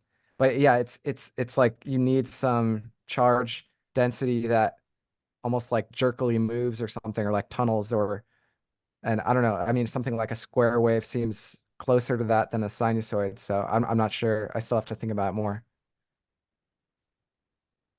Thanks, David. I'm also really curious to hear what Curtis has, because kind of what I was mentioning before about, my intuition saying that these stacked disks, right, that if they oscillate just a certain amount and you have an RF skin depth that's, half that amount, in that regard, it seems a little similar to the Woodward Mega Drive. So I just love hearing what you guys have to have for input on this. Yeah. So I was, my ears I was listening in, and that definitely sounds a lot like I mentioned last time, a lot like what we were seeing when the Mega Drive was in the air. So I noticed that with temperature, there was seemed to be more air movement. And the thing is, it's not, the mega drive wasn't ionizing, okay? So the movement, basically I mean, I guess if you're a aerospace guy, you might call it vorticity.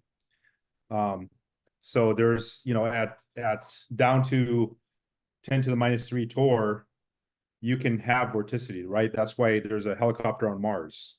Okay, so so even at low pressures, you can have vorticity.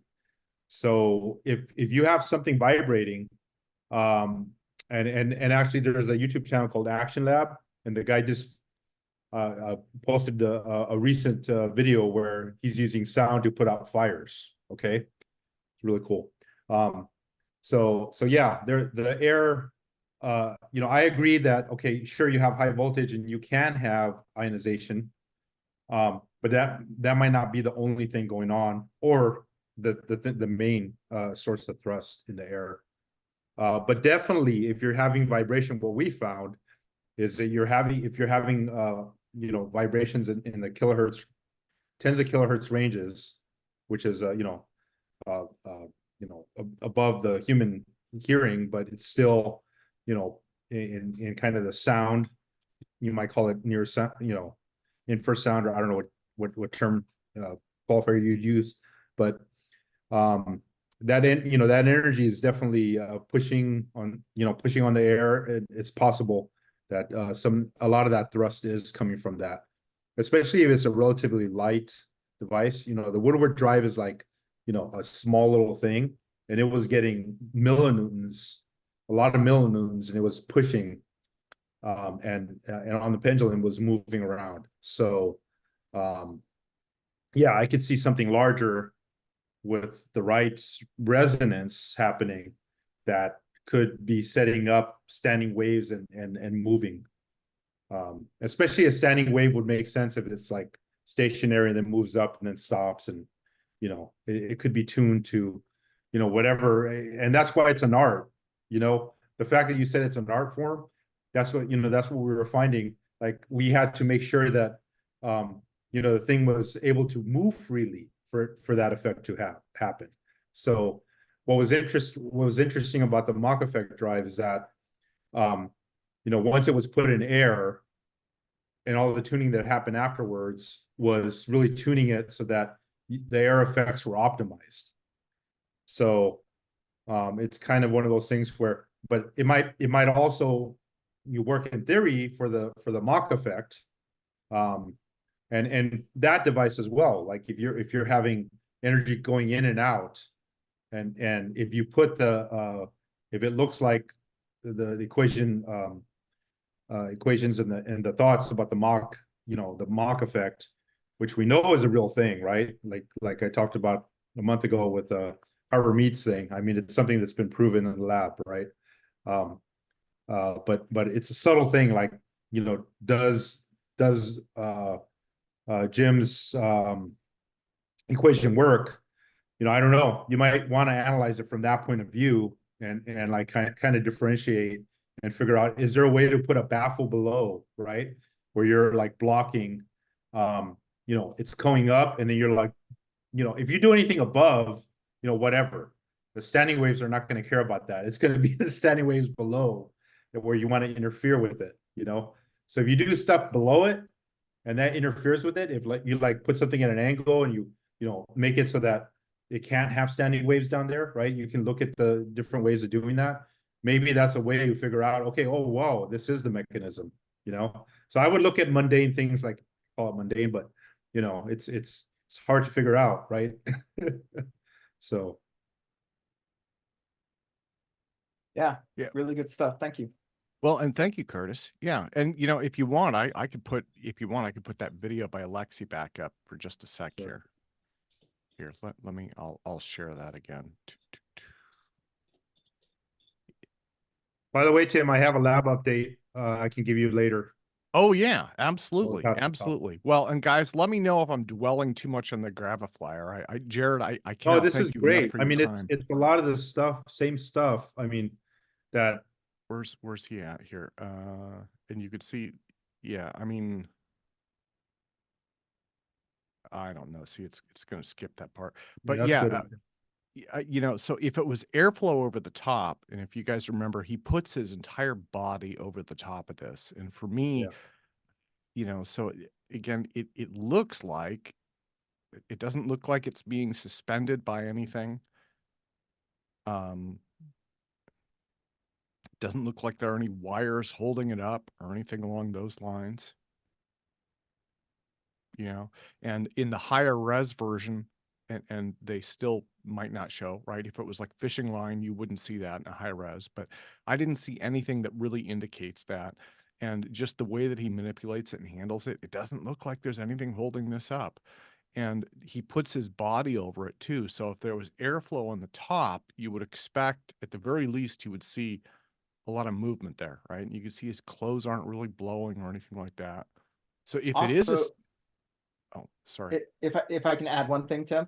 Also, Alexey recently told us that how he makes it go up in height once it's already lifted, he increases the ultrasound frequency. So if it was standing waves, you know, beneath the thing, you'd think that you would be lowering the frequency to, you know, increase the length, the wavelength of that standing wave beneath it, but he increases it. No, the way you wouldn't want to increase the wavelength because you would need more power to move. So in that case, he's tripping over the cords below it, but it doesn't look like. Yeah. So I think when he's increasing the ultrasound to get extra height, he also said, like, you know, it's certain frequencies, like you have to jump between these harmonic resonances with the ultrasound. Also, on that note, Tim, if I can share one screen for a moment. Yeah, and guys, again, if we're getting hung up on the Gravi-flyer, let me know if other people have propulsion stuff. What's this thing weigh? Alexey's weighs about it's a gateway concept. Alexey's weighs about 1.5 kilos. So what I would do is I would figure out a way, if you could, to have some rigid baffles, maybe not above, just below, and see if it'll still, like, once you get something that can go up, you know, put a baffle below it that it's rigidly attached to, and see if it still does the same thing with that baffle. So that's what in the Mach effect, once Jim put some baffles, it no longer, you know, that wasn't able to, the air wasn't able, for the overall device, wasn't able to move it.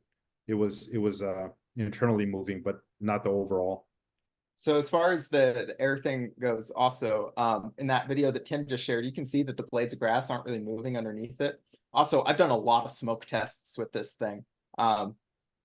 And yeah, there's no Kawanda effect. There's no real noticeable air movement going on with this thing, other than, you know, a little bit of laminar flow over the top of a spinning disc, right? And you have those magnets, which are kind of a little bit of turbulence there, but like the airflow isn't necessarily it. But this chart that I'm showing right now, that is extremely painful to look at. I do apologize for that. On the leftmost side, we have the frequency in hertz. And then all of the yellow ones are the numbers that Alexey just did for that video that I shared inside his house, where it lifts up like a foot off the ground, right? So in that instance, the spacing of the discs was 21 millimeters for the bottom disc, or 21 millimeters for the top disc, and 38 millimeters for the bottom disc. So I've highlighted everywhere where that crops up in this chart that shows skin depths and speed of sound, wavelength of sound in aluminum, and then wavelength of sound in air. And it just so happens that right around the 8 to 9 kilohertz range is where we get the half wavelength of the air and the whole wavelength of air. Alternatively, up at the 16 kilohertz and 18 kilohertz, again, you can see it's pretty close there. And then if you take into account the height of the magnets on the disc, you get 26 and 27. So in the video that I shared with my testing from last night, I had some pretty significant effects occurring around this range of 13 to 16, and then again at 26, but I have different spacing right now. anyways, what I'm doing by showing this is I suspect that he's using these standing waves between a spinning disk and the center plate. That somehow the spacing of these disks seems to be related potentially to the frequency of the ultrasound and how it resonates between the disk and the center plate. So I will add, just for your, I don't know if I mentioned this before, I don't think I did, that one of the last year, I believe it was last year before Hal retired from Cal State Fullerton, he had one of the grad students do a COMSOL model of the Mach effect drive in air. And that model showed at resonance, it would see a Newton of force. Okay, a Newton, that's a lot. Okay, and your device is much bigger. So, you know, if you want to know if like there's, you know, just physics we know that could explain that, given the vibrations that you're describing is very similar, it's very plausible that it's a similar effect to what we were having in the lab in air. And it's a lot of force. Okay, that's a Newton is, you know, for a little tiny device, and your plates are much larger. So that's very possible that vibration and that resonance keeps it up in air. And you know, air can do things that, right? It's a you know, the equations we have aren't always exact. They don't predict, right? There's nonlinearities in there. So I would if you have the ability to do a COMSOL model, you might see what's possible. So right now we have the same guy that did the COMSOL modeling for the M drive. We have him doing our COMSOL modeling for this, and because of the number of variables as well as the interacting electromagnetic fields, I mean, you got complex transcendental equations up the wazoo. So it's not a small task for him to. I feel a little bad even for, you know, forcing him to do it, but he's doing it. So hopefully here in a short amount of time, he'll finish up that simulation and it'll give us a ton of insights. Yeah, definitely. That's the way you want to go. Because, you know, doing the math is the 1D. I mean, you could do it, but really you want to do modeling. That's the modern way to do it. Now, Curtis, you mentioned a Newton of force, and Jim's device wasn't optimized for that. If you guys optimized for that, what kind of propulsion could you get using that in air? I don't know, but that's in air, and that's not what we're trying to do. Well, I know, but I mean, we were getting tens of millinewtons or something like that I think, and it was getting even better, and then we were optimizing. So, and you know, the thing is heavy compared to how much vibration it was doing. The plates weren't that thin, and I'll cover that in my slide. But yeah, I mean, that's not a.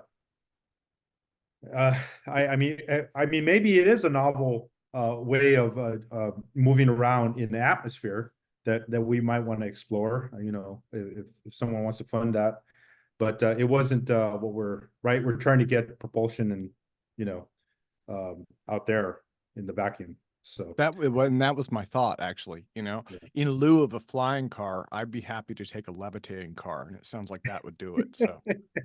Yeah, maybe we can all get that, you know, that the speeder that Luke Skywalker had. We all wanted that, right, when we were kids. So hey, you know, if it only works in atmosphere, that might be good enough for something. So guys, let me see, we have about 7 minutes until the top of the hour, and Ernesto had actually asked to present on his stuff. If it's okay, let me do that at the top of the hour. Do we have a few more questions? Or let me see, Drew, I see hand going up. Drew, go for it, sir. Kim, I got to shut down my system, but I wanted to show off the lab update. Yeah, do you want? Yeah, do a quick update for us then, sir. Okay. Basically, I've been I turned the turbine on around 3 a.m. last night or this morning. So it's been on about 18 hours. I just wanted to run a long duration test, and I'm going to take a shot at screen sharing.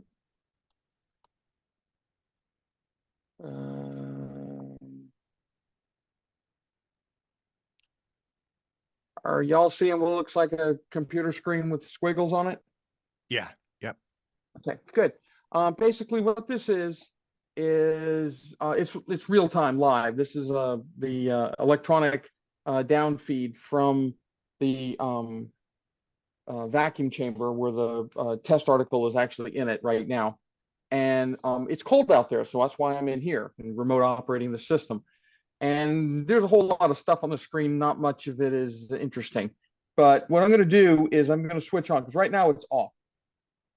Basically, this is a two-plate system, and they're basically capacitor plates, and it's in an ITO box inside a high vacuum. Vacuum is 3.6 times 10 to the minus 6 right now, and when I switch on the power, it's going to go up. Now, I've been screwing with this thing for the last 18 hours, so I've built a lot of charge up on the plates. And because it's an electrostatic propulsion system, if the charge stays on the plates, then all the requirements for thrust are satisfied. So the thrust will stay on forever. And it takes somewhere in the zone of around 24 hours to bleed the charge off the plates. And that's if everything's set up to actually do that. Nothing is set up to do that right now. It's actually set up to trap the charge on the plates. So with the power off, which it's been off for the last hour, while I've been waiting for an opening, it's come down to 33. So this is 3.318 millinewtons above what it was a couple hours ago when I started this particular run. And what I'm going to do is I'm just going to turn it on, and hopefully it won't short out. It's been a while since I've turned it on. These are bad. Current loss or current things are bad. It won't make any thrust if there's a lot of current, because what that is, I'm sparking the system somewhere. But now we're down around the range where it's making thrust, which is around 0.05, 0.06 microamps, which is around 400 microwatts. And as you can see, the thrust is going up. We're now making 3.5. And you can just see the thrust will climb.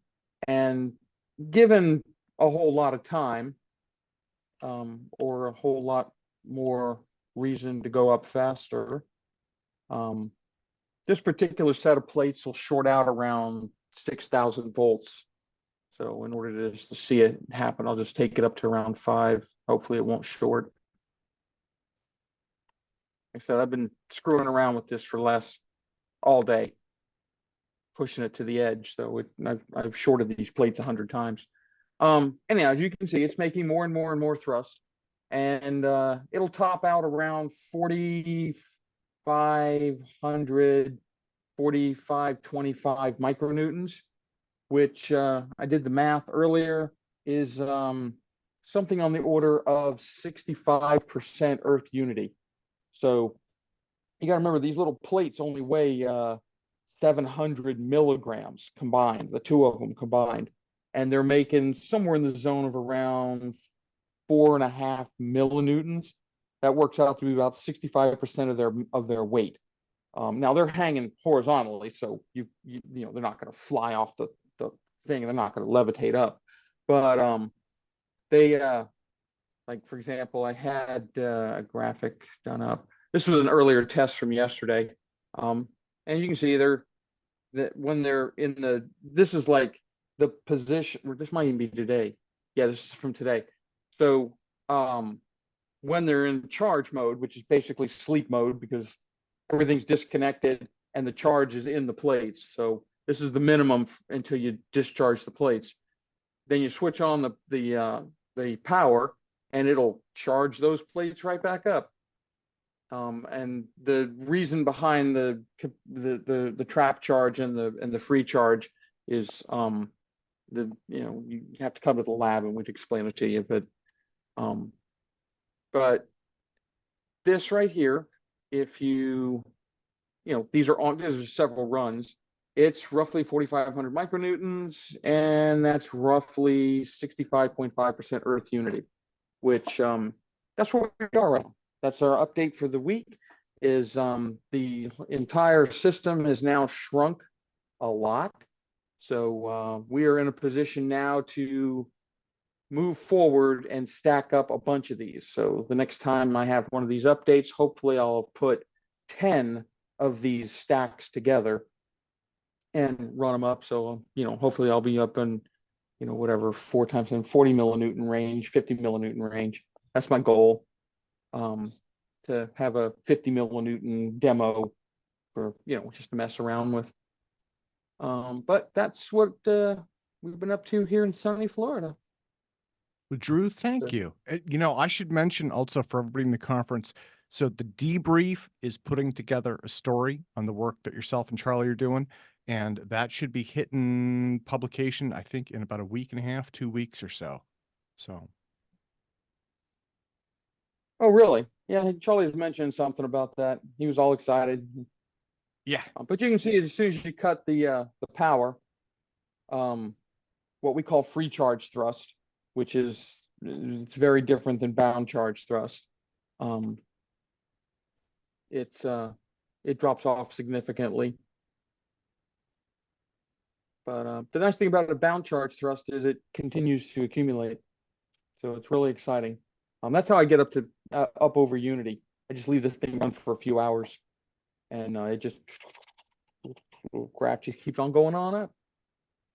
And after a couple hours, I'm over Unity, and and I shut it all down and do it again the next day.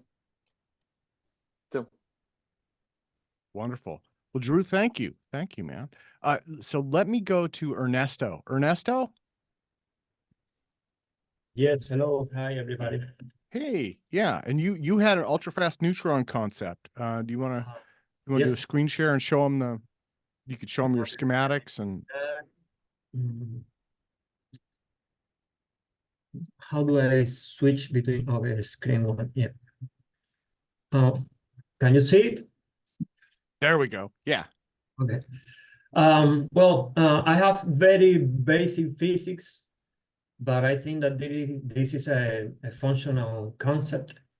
It is basically based on the principle that if you eject mass in one direction, you will get thrust in the other direction. And my original idea was that if you have a piece of radioactive material in space, the natural decay of the atoms will generate a thrust omnidirectionally, given that the direction of the particles emitted in the decay is random. So if you could somehow control the natural decay of radioactive materials, you could probably get some thrust in one direction. But this design more or less uses the same principle, but instead tries to use the energy that neutrons have when there is a sustained nuclear reaction, a fission nuclear reaction. So the concept more or less is to have a piece of, to have a sustained reaction in the center of the device as the source of thrust, and then surround it with some kind, I don't know the material science for this, and I believe that there are problems with the high temperature and the stability of the material that could do this work. But basically, if you have a sustained nuclear reaction and you put a concave shape around it, like a parabola, like a parabol, the neutrons that are escaping in the backward direction will generate thrust forward, and the neutrons that are escaping in the forward direction will bounce back on the surface of the shield or the cone, and you will get forward motion. That is more or less basically the concept. I don't know if I'm missing something, because this is a very basic functioning principle. I have read that normally on a sustained nuclear reaction, you can get up to 50,000 neutrons with speeds of up to 50,000 kilometers per second. That's why I'm assuming that could be the maximum potential speed of the vehicle. And that I didn't put, I'm not using the presentation, but more or less this is it. Using the fusion, like the fission process, like I said, trying to redirect the neutrons in a direction that is favorable that facilitates the motion in the space, following the trajectory that we want to follow, whatever.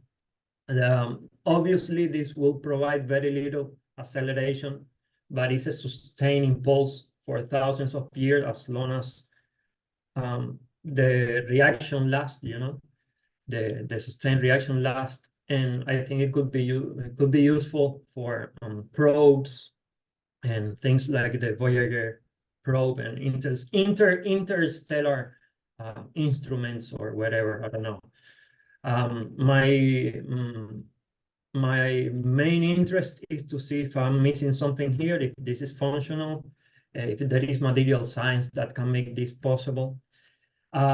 Listening to the previous presentation, I realized that if there is a way, using whatever methods you guys are using, like sound waves or the combination of sound waves and electromagnetic signals, to orient to align the atoms in a radioactive material. And this is absolutely, I know that at the moment this is out of the physics that we know, but if we can predict when and in which direction a neutron, a decaying particle from a decaying radioactive material, will escape, and if somehow you can orient the atoms in a way in which that decay will have the direction that you want, I mean, if you can orient the spinning of the atoms, and if for some reason you can orient also how the particles are going to escape, you will also generate some thrust if you can somehow predict the escaping trajectory of the decaying particles. But yeah, that is far too scientific for the moment, I believe, out of our reach. But I think that this concept of having like a neutron absorbing or a neutron reflecting material surrounding a sustained core, it will generate thrust. So I'm open to questions, and if you guys see something that I'm missing, please let me know. That's more or less it. Awesome. Thank you, Ernesto. Sure. Let me see. Does anybody have questions for him? I was gonna add. Wait, did you say the neutrons would have a speed of? Was it like tens of thousands of? 50,000 is what I've read. Kilometers per second. So that's for the neutrons. And then, have you considered how massive? And just in terms of momentum conservation, have you thought about, how big the craft would be and compared that to the mass of the neutrons themselves? No, not really. I haven't done any math. I'm only working with the no numbers, just basic principles, For sure. But I haven't. I don't have the math and the technical knowledge as to plug the values into the formulas and do all that work. I'm basically working here with high school physics. I'm just talking about high school physics as well. So I mean, the mass of the neutron is going to be pretty small, right? But you should have a lot, right? Yeah. So I mean, that's the thing to think about. Yeah, I mean, it's something that you could think about. The idea is you already have launched the probe or the device using a chemical rocket or another medium, So this already you're probably launching it already with the escape velocity that is higher than the required to leave the solar system, So this is just to add a little. It's like a solar cell that you launch first, and then if you have just a tiny little bit of thrust for 20,000 years, you do gain acceleration, In my opinion, that's a question that I'm asking. So say that you launch this with a chemical rocket and you already have 20 kilometers per second. I don't know how fast a chemical rocket can launch something out of the solar system. But if you have, say, 20 kilometers per second, and you are emitting neutrons at 50,000 kilometers per second, I'm pretty sure that you gain some momentum forward, you know. Yeah, it's still going to obey the Rocky equation, though. Yeah. Meaning that it will gain can- acceleration as in the same measure that it loses masses. Yes. So yeah, you can calculate it using the rocket equation. Okay. I can try maybe someone in a forum to help me do that. I'm never sure about doing my math right. So maybe I can try to do it and bring it here and you guys can correct it if it's wrong. Well, Yeah, I give would it a say, shot. Well, and then Daniel, I think you had a question or comment also. So you're using neutrons, obviously. You said you're going to use a reflector like graphene or probably like beryllium would actually be a better reflector. How are you dealing with the reflector decaying over time as it gets bombarded with the neutrons? That's the material How thick science does I it need don't to have. be? Yeah, those are probably the engineering problems that I would need somebody to do research, or I could do it myself. I'm just presenting it here, trying to find precisely those questions, you know. But it's such a simple mechanism that it should be so complicated to find the weak spots, you know, because it's basically a problem of material science and basic physics. If you really can absorb neutrons and then generate a differential of thrust, then I think this will work.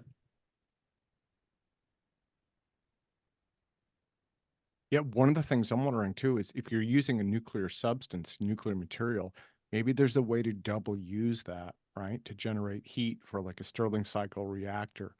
I mean, because that's one of the things they do for a lot of satellites. They're using nuclear materials. So maybe there's a way to double. So a lot of those, they're radioisotope thermoelectric generators that they're using in like the deep space stuff. They're not heating up water to do like a steam cycle. They're not very efficient. I would guess that as simple as possible because you really want to keep the mass low to maximize any thrust that you get from such a small impulse, you know. That would be my initial thought. I'm just seeing a lot of weight here to deal with the shielding for the payload equipment. Yeah, well, I don't. It's just a principle, you know. It's probably not even feasible or not even practical from an engineering point. My interest is finding out more if it would actually work. But I don't know. You'd need to calculate the specific impulse that you'd be expecting to get. Yeah, that was my thought, more or less. Which should be infinite. I mean, infinitesimally small. I would expect. But somehow there should be an equivalence. If you say that you have the power that is generated by a nuclear core of like a small nuclear reactor, it's like 300 megawatts, and it lasts for 5 years, I think, or 20 years, I think. So if you get like 10% of that power, if you launch like a small nuclear reactor with that shielding on front, and you gain like just a 1% differential between all the energy, and you're able to capture just 1% of those 300 megawatts for 20 years. I think it's substantial energy, I would think.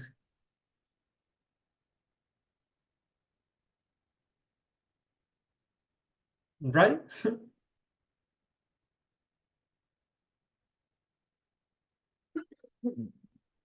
Hello? I wonder what the mass of a nuclear reactor is.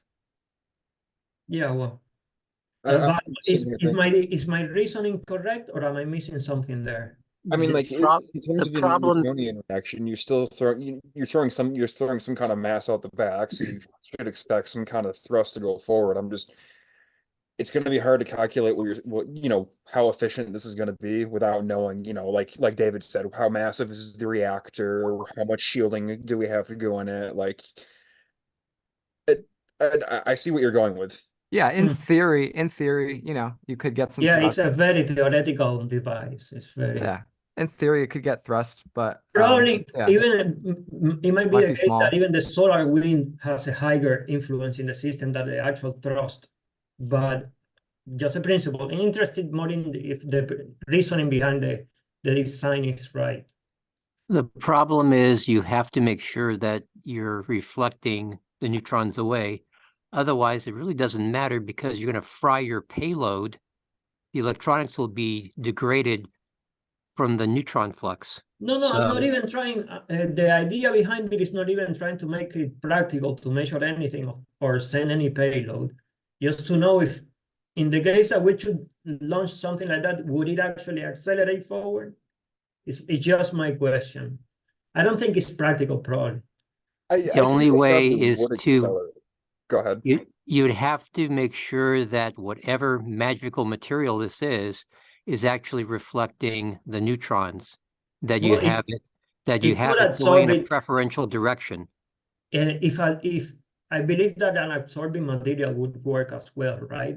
Because if you are emitting neutrons omnidirectionally, and one neutrons are escaping in one direction and the other neutrons are being absorbed in a shield, those neutrons are communicating their forward impulse to the front of the chip and contributing to a thrust as well. So I think you could technically get some kind of thrust in this in vacuum. Now, my concern with it is with the amount of material and resources that it would have to go into it to get this to work, could you have gotten a better product for the Yeah, most likely yes, for sure. Wow. Good questions. I'll let someone else go now. What occurred to me, what made me think of is now your design is throwing the neutrons out the back, but now you've shown that you can move these neutrons at like roughly a little less than half the speed of light. We know that like acceleration of matter creates gravity, it creates distortions in space-time. What this makes me wonder is like, could you put this, like enclose this in like a vortex and move these fast enough in a circle or vibrate them fast back and forth in order to modify gravity and like maybe put that in front of a ship, actually have to expel any neutrons, and you can enclose it, like create a gravity well basically as one form of propulsion. Probably wouldn't be much gravity. I don't think that really would be weak.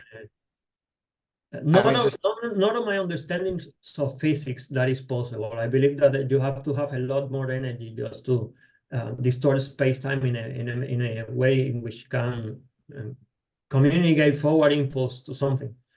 I mean, general relativity allows that, but like you said, it takes a lot more mass and energy than what this system would be. So, well, I guess that's the whole idea of a warp drive is, generating a space-time distortion to get some kind of pulse. But I don't think this wouldn't have the high enough energy densities to make that a viable reaction. I don't think. Okay, so turning it into a form of warp drive is even less viable than throwing the neutrons at the back. Yeah, in my opinion, this doesn't have anything to do with space-time distortions. This is just forward momentum gained by emitting neutrons mass in one direction. I mean, maybe if you had a nuclear reactor the size of a star, then you might be able to do something cool. I don't know. Yeah, for sure, something strange will happen then. But yeah, I thought of this as in very small size, very small probe that maybe with the radio signal that you could track and see if there is any kind of acceleration. I was also thinking that if it actually accelerates near to any relativistic speeds, you will probably experience less thrust, given that there is a time dilation in the fusion process or the fission process. And you will probably get eventually less thrust as you approach higher speeds. But yeah, thank you for your consideration. If you guys want to, I have something that we can skim over quickly if you guys are interested, and it's more related to gravitational waves. It's a paper that I wrote a while ago, and that humbly, I think it has grand unification implications. If you want me to go over it 5 minutes, I can do it, or otherwise. I would say go for it, and Okay. yeah, and then we'll do that quickly, and we can kind of move on from there. basically, this is another extreme case, borderline case that try to makes a thought experiment about technology that we don't really have yet, but that I think is within our reach in the next maybe couple of decades. This idea, I'm gonna share it in the chat, the link, if you guys want to go over it. Basically, I'm proposing that if you have in a particle collider, you have particles that are approaching each other at 99.999% the speed of light. But I'm proposing that if a space is discrete, you have actually like a classical phenomena that happens. I have, this is close to more or less Wolfram's interpretation and the Wolfram's interpretation of the universe and more or less discrete space-time properties that seem to emerge in quantum mechanics. But basically what I'm saying is that if you have two particles in a particle collider, relativistic particles approaching each other at 99.99% the speed of light, and if you are able to detect incoming gravitational waves, let's say that you know that you have detected two rotating black holes, and you know that the collision is going to happen, and you can triangulate the position, and you know that the gravitational waves are going to have a predictable direction. And I know that currently particle colliders don't work that way, but if you could align the collision of the particles in a way in which the incoming gravitational wave compresses the very last few Planck lengths before those two particles collide, you might get an extra acceleration in the interaction derived from the compression of a space-time provided by the gravitational wave. See, you have a compression of a space-time approaching the point of interaction, and in that very last time, say that you synchronize. It's more or less what you guys are doing with sound waves. You know, you use the sound wave and the radio frequency to position like an atom, or to facilitate the alignment and the positioning of atoms. In this case, what I'm proposing is that if you have relativistic particles, you can boost the collision with the energy provided by the gravitational wave. Because in relativity, it says that to reach the speed of light, you need infinite energy to reach that very last few millimeters per second, let's say. But if you gain that acceleration and that extra energy, instead of from adding inertia and momentum to your system by extracting it from the curvature of a space-time in that position, it's like letting a ball drop in gravity. You are doing nothing to a system, and the system is acquiring velocity because of the distortion in the space-time, because of the curvature. So if in the very extreme conditions when you only need a very tiny amount of energy to reach, this is difficult. I need time to explain it, but basically, if a space-time is discrete, there is a moment in which the two particles only have one Planck length, or whatever minimum distance unit there is in the universe between them two. If the gravitational waves facilitates, or if this also has to do with the nature of gravity. If gravity is a kind of resistance that space-time offers to inertia, and it's a gradient that objects have to follow. You curve space-time I'm interpreting many times as a distribution in an energy gradient, where instead of a straight trajectory being the least energy demanding path, the least energy demanding path is distorted by the imposition of some kind of resistance to motion by the space-time fabric. Am I being cleared up to this point, or am I? I think this one's hitting the group way better, I think. Say that again. I think I'm picking up what you're putting down. Yeah. Okay. So Go ahead. So just to kind of reiterate back to you, kind of in my own little simplified words, you're saying if you have two particles and you get them, you know, if you're thinking like Feynman diagram type-esque, collide them together, the relativistic mass that they're going to have at the moment that the collision is going to make a little bit of a gravitational distortion, which can kind of act sort of like a warp bubble, and give it a little bit of an extra impulse, so it can give the apparent extra impulse to get over that tachyon bubble to start acting, you know, so you can get a faster than light or apparent faster than light motion out of your. Is this what you're trying to do? Is get over that luminal barrier? What I'm trying to do is trying to extract or use the energy contained or being carried by the gravitational wave and use the collision to increase the total energy resulting from the collision. This is more like net positive energy, trying to get more than 100% of the energy that you initially put in the system, given that you spend all the required energy to accelerate the particles up to 99.99999, and then given that the collision happens in the moment in which, and in the fraction, very small fraction, Planck length scale time of conditions we are talking here, if in that moment, in that point, there is a gravitational wave, like the depression, or the depression, you know, the gravitational wave have like an extension of space-time in one direction and compression of space-time in the other direction, as far as I understand it. Like any other wave, you have a lower value in one point and a higher value in one point.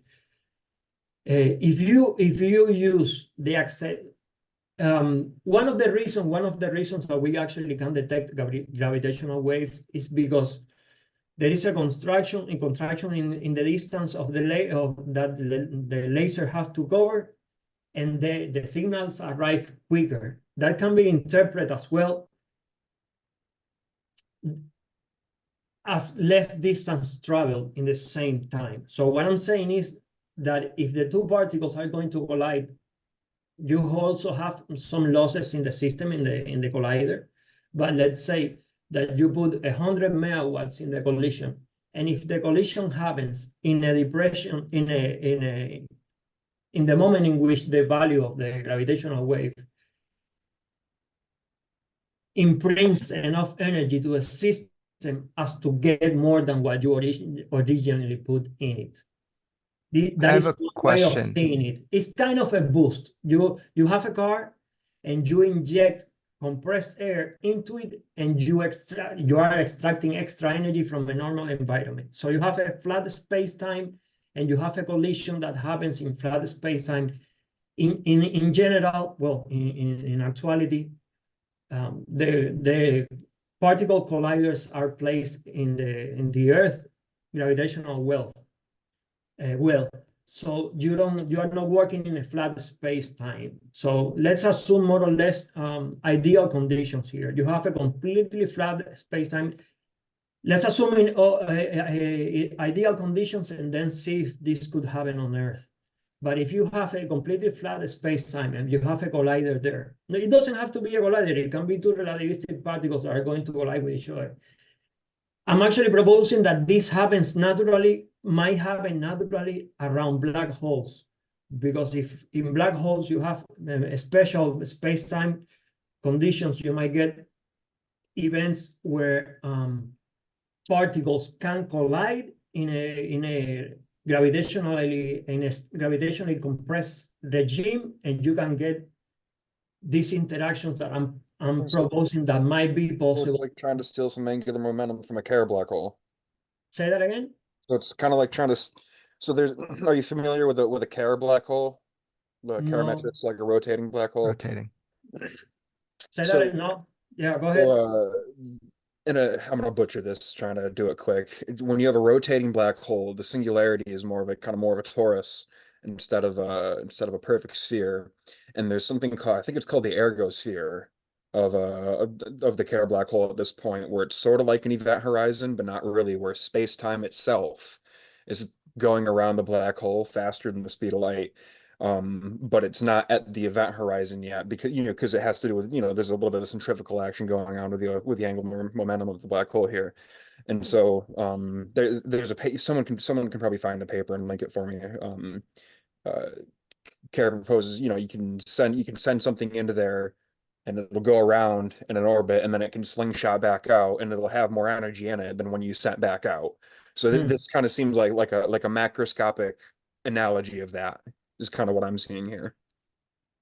It could be, it's possible. More or less, the idea is that the two particles, if you have, let me try, you guys can see my screen, right? You're trying to like steal some of the energy from the relativistic. Let me show it here quickly.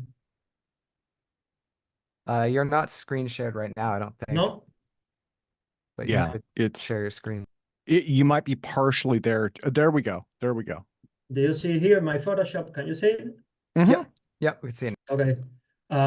So what I'm saying is let's get the cross section of the gravitational wave drawn here. I have a quick question. So is this an external gravitational wave that's being scattered with the two particles as well, or are you talking about gravitational waves created from the scattering of two particles? No, gather. Let's say that you know that some black hole collision is going to happen or something in the sky, and you can somehow orient the collision optimally to gain. It has to be, in my opinion, it has to be perfectly aligned. The direction of the collision has to be perfectly aligned with the direction of the propagation of the gravitational wave. But basically, if this do you have an external gravitational wave coming in addition? Is it a 3 scattering event of two, let's say you have 2 black holes coming in, and then you also have a gravitational wave also coming in? Is that, I'm just fairly simple question. Say that again. Are you scattering? Are there 3 things going into this scattering process? Is there 2 particles and a gravitational wave also coming in? That's the scenario you're describing, correct? Yes. I'm gonna try to reiterate it here more and more clearly and in a more simple way. You have particle here. This is just theoretical. It could be on a collider, and I'm proposing that this can happen on natural conditions as well. But you have this particle here, green particle here, relativistic particle, and this particle here, red particle here, relativistic as well. They are approaching each other in this direction. Let me do this more. They are approaching each other in this direction. They are going to collide here in this point. And you know that the gravitational wave is coming in this direction. So if you can synchronize the collision of the particles to take place in the moment where the gravitational wave imparts the acceleration to the particles, you will gain some extra momentum. This is my opinion. Given that these two particles are experiencing a distorted space-time that is just like if they had a little small planet pulling them together in the point of collision, you know. In flat space-time, the energy that you get resulting from the collision is 100 of the energy that those two particles have. But if the collision happens in a compressed condition, in a compressed space-time condition, I believe that the distortion of the space-time fabric conveys extra acceleration to the collision. Yes, gravitational waves carry energy and momentum. So you can just look at this as a scattering problem with 3. You can think of the gravitational wave as just being a graviton as well, and you can model it that way. So then you could imagine it as being flat space-time with 3 particles coming in, where the third particle is a graviton. and that's a perfectly fine way to model Okay, it as okay, well. nice And to that know that it could graviton be. would carry I was energy just and having a similar momentum, thought. but it's not going to lead to faster than light travel just because you have another thing scattering with it. But yeah, it could No, gain what energy I'm momentum. not proposing faster than light travel. I'm proposing I that was just drawing some in the very last fraction, if a space-time is discrete, you get to a point in which there is one Planck length or whatever minimum unit of natural space-time there is. Let's say that one Planck length is the actual resolution of space-time. If that is the case, I'm interpreting motion as the teleportation of a system from one Planck length to the immediate next Planck length. Because if space is discrete, how else can you interpret motion if not as a teleportation with the resolution of a space-time itself? You can only move forward 1 pixel of space-time if a space is discrete. If that is the case, then right before the last Planck time, before the collision, you have 1 Planck length of a space separating the two particles.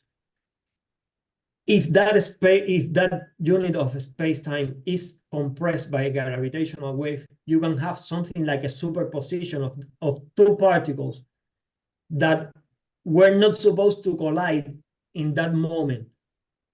It's like an anomaly, because which particle, if you have like a universal clock and all the system, you don't really require a universal clock. If we assume that there is a clock for this interaction, that this is a quantum system that is supposed to cohere in the future, and there are a lot of implications. You will have to know if particles have the future information already available before the collision. If there is a universal clock and the universe happens in global refresh increments. And is that familiar? Am I communicating that idea right?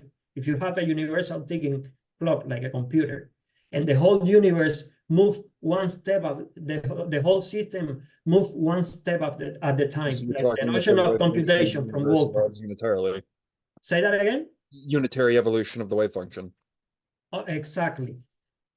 If you have this kind of computational evolutional steps for quantum mechanical systems, there comes a point in which the universe has to update the position of the two particles.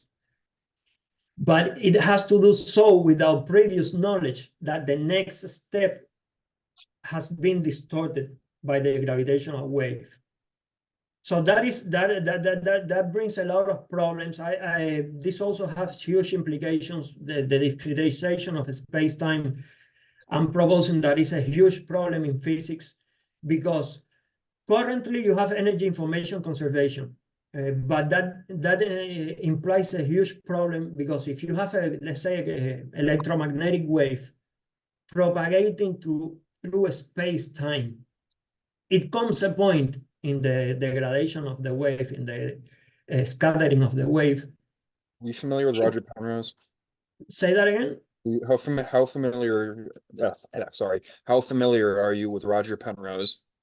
More or less everything that you can find on YouTube, like nothing, no mathematics, but more or less I know the Minkowski space-time, light cones. You should look into his orchestrated reduction theory. T equals h bar divided by EG, because I think you'll find that's kind of pertinent to some of what you were talking about. Okay, I will go back to this and I will try to research it. Just to finish, so what that's saying is that. Say that again. So basically, what that's saying is that the time until the decoherence of your wave function is dictated by the h bar divided by the gravitational self energy of the system, which sounds kind of similar to what you're talking about. Okay. Well, I'm proposing that if a space-time is discrete, it comes a point where the amplitude of a wave is smaller than the Planck length. And then after that point, you either get a complete disappearance of a wave, being a gravitational wave or electromagnetic wave, and you lose that energy forever, and it's not communicated to any other point in the universe, or you either lose information because the wave keeps propagating at one Planck length of amplitude, and then you get extra energy in the universe because it will be forever amplifying without losing energy, given that the minimum energy that it can reach is one Planck length of amplitude. Not sure if I made myself clear there.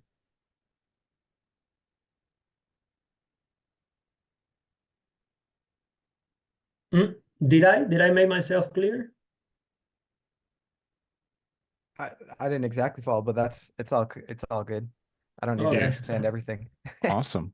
Well, Eduardo, basically, you have thought. a wave dissipating, and there is a point in which the amplitude reaches one Planck length, the minimum resolution of a space, and after that point, what happens? Does the wave dissipates completely, and you cannot even see that event in the universe, or can you still see that there is a wave coming with an amplitude of one Planck length? Depends on your model of quantum gravity. And you lose information. Depends on your model of quantum gravity. If you're going to invoke a Planck length, there isn't a precise consensus on the theory of quantum gravity, so it depends on the theory, I suppose. Yeah, that was my guess, more or less. I just wanted to put the question out there because I believe that there is a huge problem right now, that if you have discrete space-time, you also have implications that not all if a space is discrete, not all points. You cannot go in every direction because there is a limited resolution in which you can move forward. There is like an aliasing problem, like the same thing that you get in computer graphics, because you have a limited resolution, and then if you want to move 2 steps to the right and 1 step up, you can do it in different ways. Well, I don't want to keep you guys too occupied with that. More or less, I reached the point where I was interested to find out if there was any other consideration that I needed to make.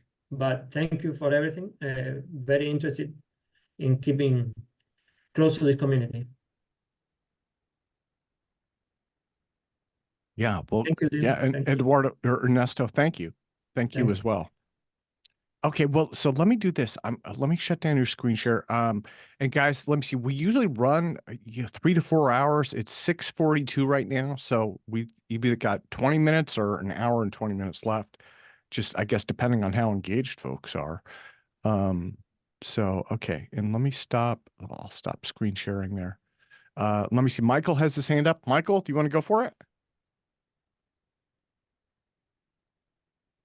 Hey, so I put in the chat, let me lower my hand here. I put in the chat I'm working on this paper for IEEE Sensors Journal called Resolving the Extra Dimensions for Gravity. And what it has to do with is, as you all know, I have several patents on a thing that's called the mass spin valve or gravitational rectifier. It's a little, uses nano bumps and nanopics that I fabricated on the surface of a hard disk plaque. Yeah, Michael, do you want to do a screen share and show that to us? Yeah, well, no, but so what happened is I submitted the paper. I don't really, what I'm looking for help with is, they wrote back to me. They kicked it back, and one of the things they said is that basically they want to see more theoretical formulas. And so what I'm going to share is buddy of mine, Chris Leto. He's a former pilot, and he has this he has his what his own like blog, whatever you call it. And I want to share, he's talking about Mach's principle, Mach, and basically what it is that the universe affects everything in it. And so his hypothesis is to solve the Einstein's field equations, the stress energy tensor, is what he calls the love solution, LUV. And so that's what I'm going to share, is where he's talking about that. And then I just want to get a little feedback, because I'm trying to think of a simple way to express theoretically what I'm trying to show experimentally. Let's see. It's right here.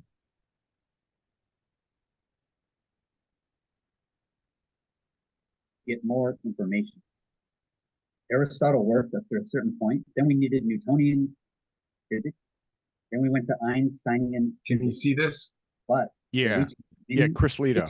We're having many tensions, if you will. JWST is finding many new things. Seems to be fully formed galaxy past the expected redshift. So this would imply that the redshift is just a visual wall, if you will, that we just can't see past it. But the light that has come past it, the electromagnetic energy from further away, has been redshifted to where we cannot see.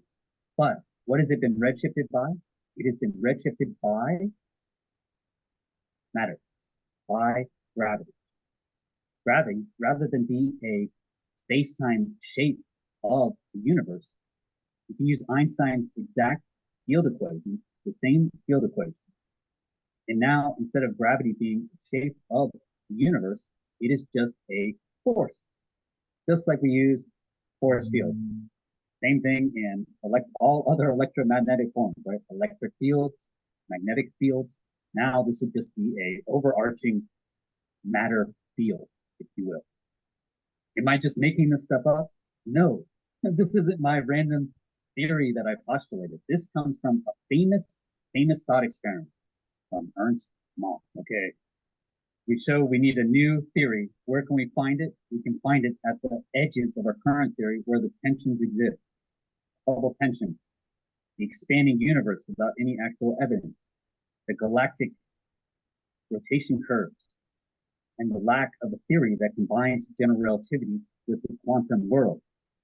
This really implies that that's where we need to look, right? That's where we need to look. So, just picking up the page, let's pick up the argument from Mach, Ernst Mach.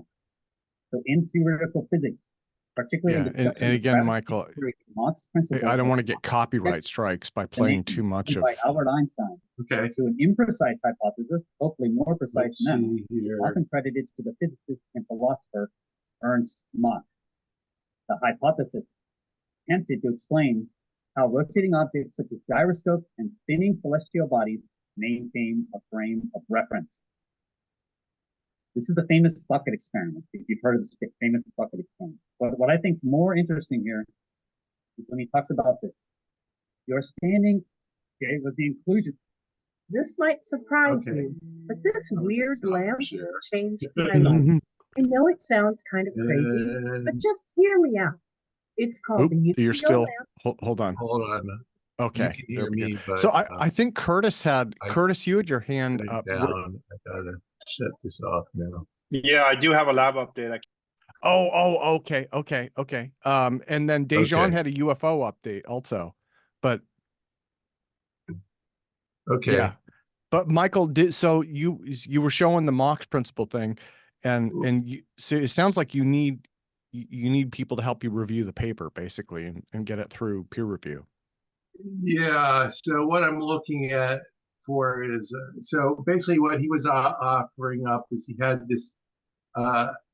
It was Mach's equation for how he solved for the field equation, his solution, where he was basically offering up a term for this, and what Chris was talking about was it was a L with a sub U and a sub B, and it just happened. He was like kind of making a joke out of that term, but it looked like the equation was pretty simple, and it didn't. And my problem is,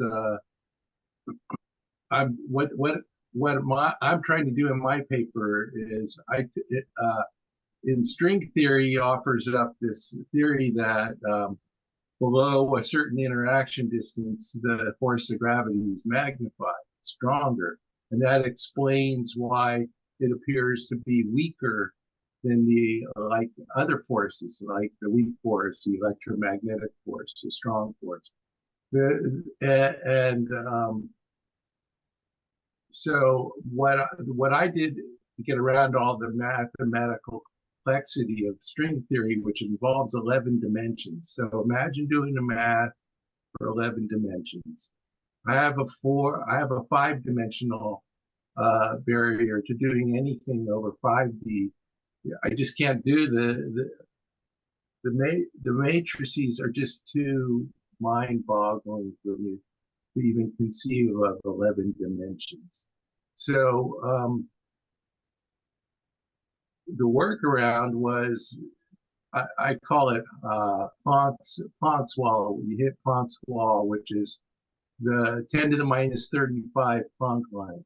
Okay, 10 to the minus 35 meters is something we'll never measure, and we'll never. But things that are less than the Planck mass, 22 basically micrograms, are easily manufactured, and that's what I did. I manufactured little bumps on a disc that I spun under a GMR sensor, and so basically that's how I found out that gravity's stronger close up.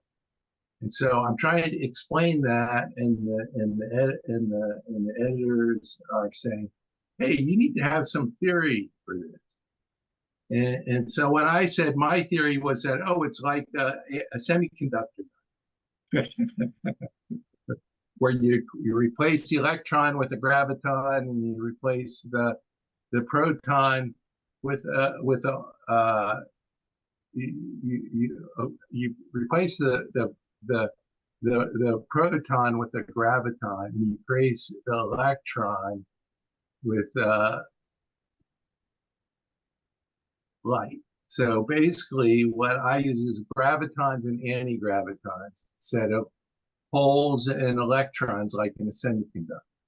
And so, I mean, I could throw semiconductor physics, but that doesn't, it seems kind of like Mach fits is what I'm thinking. So basically, yeah, Tim, I'm looking for feedback. I'm looking for help. I got till the end of the month of February to submit my revisions, and I basically revised what I can so far, but I've hit this Planck's wall, I guess. What Planck's wall? What, Michael? Why don't you drop your email into chat? I mean, that's probably the best way to do it. No, I did. I put the paper. Oh, okay, yeah, you did. Paper up about. I put the paper up about. It's like 10 posts before. It's called "Resolving the Extra Dimension." David Chester said he saw it. So yeah, if you folks would download that and give me feedback. Theory. I'm looking for a theory. Here we go. Resolving the extra dimensions for gravity. Michael E. Boyd, member IEEE. Dun dun dun. And there we've got boyd.michaele@gmail.com. So yeah, anybody who sees this in, either in replay or live, and again, he dropped this into chat, so this is in chat.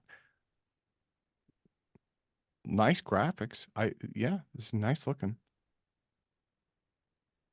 Wow, this is great looking paper. So you've definitely got a lot of details. It's not theoretical enough. Oh, go back to that one more page. Go back, Tim. One more right there. That page stop. Okay. So then last time we had the open session, I talked about this Gödel's universe, where basically what's called closed time-like loops. So that basically it theoretically makes time travel possible. There we go. There we go. Time traveler. So basically, you go back. So think of it: the Earth is going around the sun in a circle, and the Earth is spinning around like a top in a circle, and every so often everything lines up except for the z-axis, essentially, because everything's moving with respect to everything else in the universe. Nothing is standing still. So it's kind of like this whole idea of rest mass. In my mind, that's like a misnomer. Rest mass relative to what? Yeah. Okay. Well, Michael, thank you, man. Thank you very much. Sure. Thank you, let me guys. I appreciate it. Let me go to, if it's okay, let me go. Dejan, did you have a fair amount? So, because we have Dejan and then Curtis had a lab update. I'm not sure which one to do first. I guess the shorter one would be first. Curtis, is yours pretty quick or? Yeah, I got to be quick. Okay. Okay. Yeah. If you want to do that, and then I'll hand it over to Dejan to because I think he has a little bit more. Yeah. Let me share my screen and bring up the slide. Okay. All right, so you guys can see that? Yeah, wonderful. Thank you, man. Okay. So there we go. So first thing is the vacuum system. All the rubber hoses have been replaced finally. So now we have stainless steel bellows, and on both sides, the turbo side and also the roughing pump side. That's a little bit of a close up. And we got a shorter distance there to the turbo pump. Ideally, like I said before, ideally this would be right on there, but that would involve making a U plate, and we don't have the time and budget for that yet. There's other low hanging fruit to take care of. So yeah, so we'll just got this update done today, and we'll see where the vacuum is. It's going to be raining a lot here in California, so I don't know when we're going to be able to get in and check it, but it is.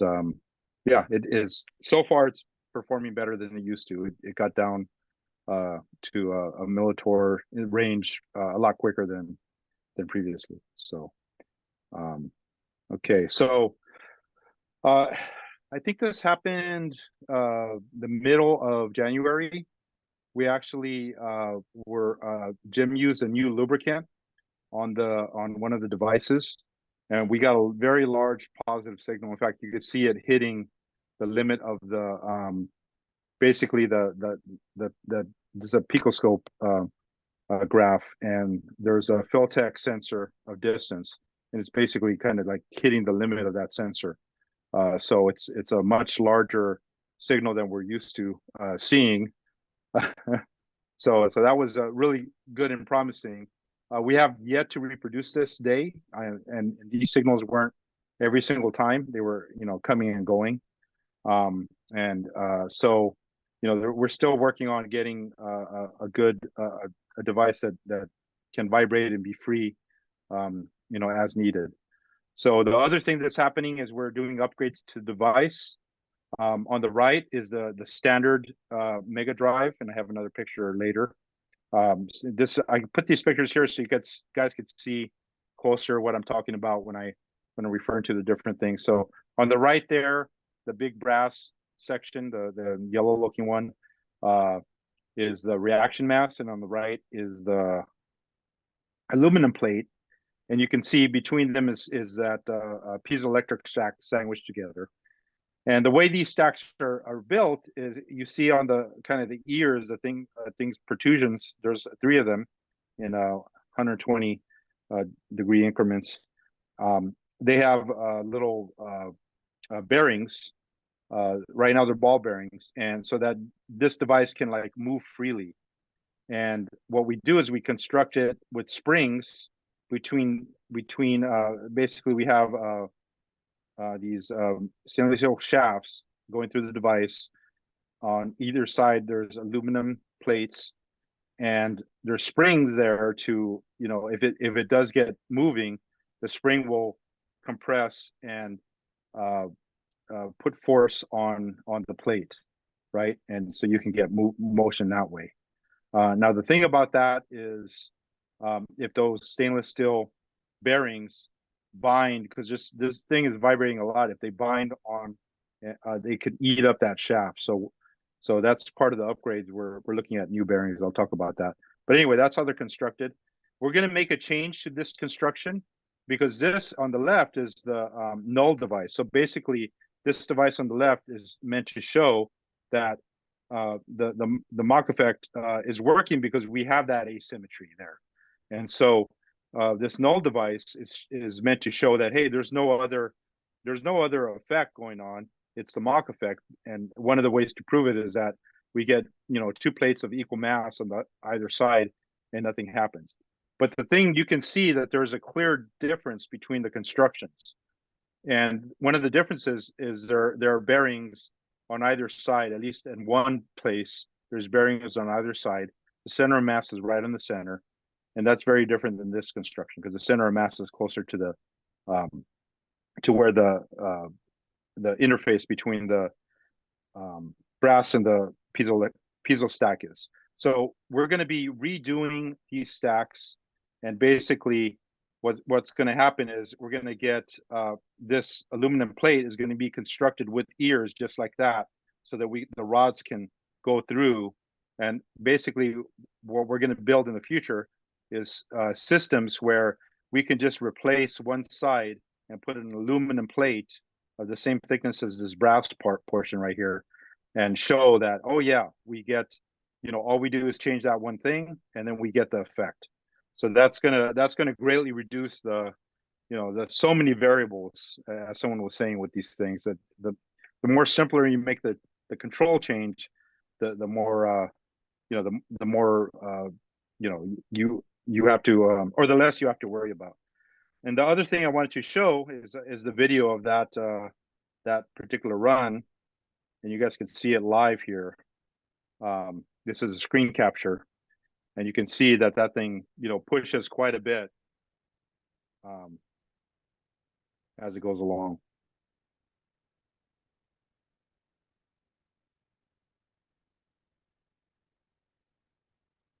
So again, this is the device. It's free in that same construction, and this thing is mounted on a torsion balance, and it's free to move to a certain extent.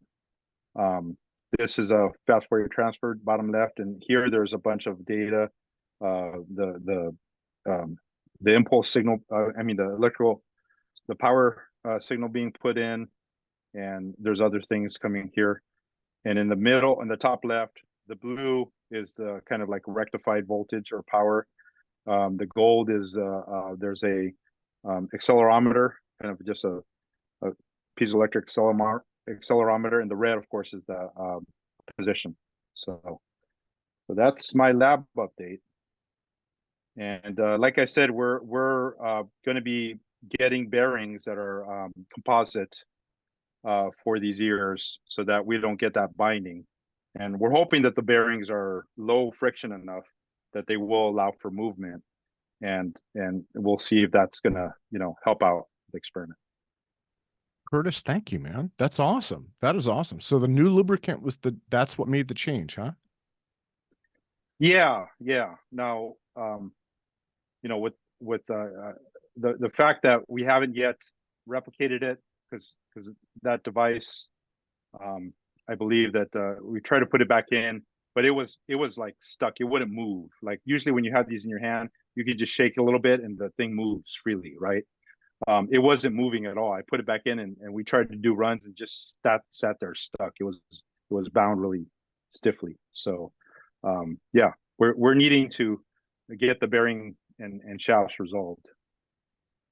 Awesome. Well, thank you. Let me go, if it's okay, let me go to Dejan, who has been patiently waiting. He wants to do a UFO update. I think Brian has his hands up. Is he have a question for Brian, me, did you have a question or something you wanted to present? I just wanted to follow up, Michael, like when he brought up like the closed timeline loops at the end.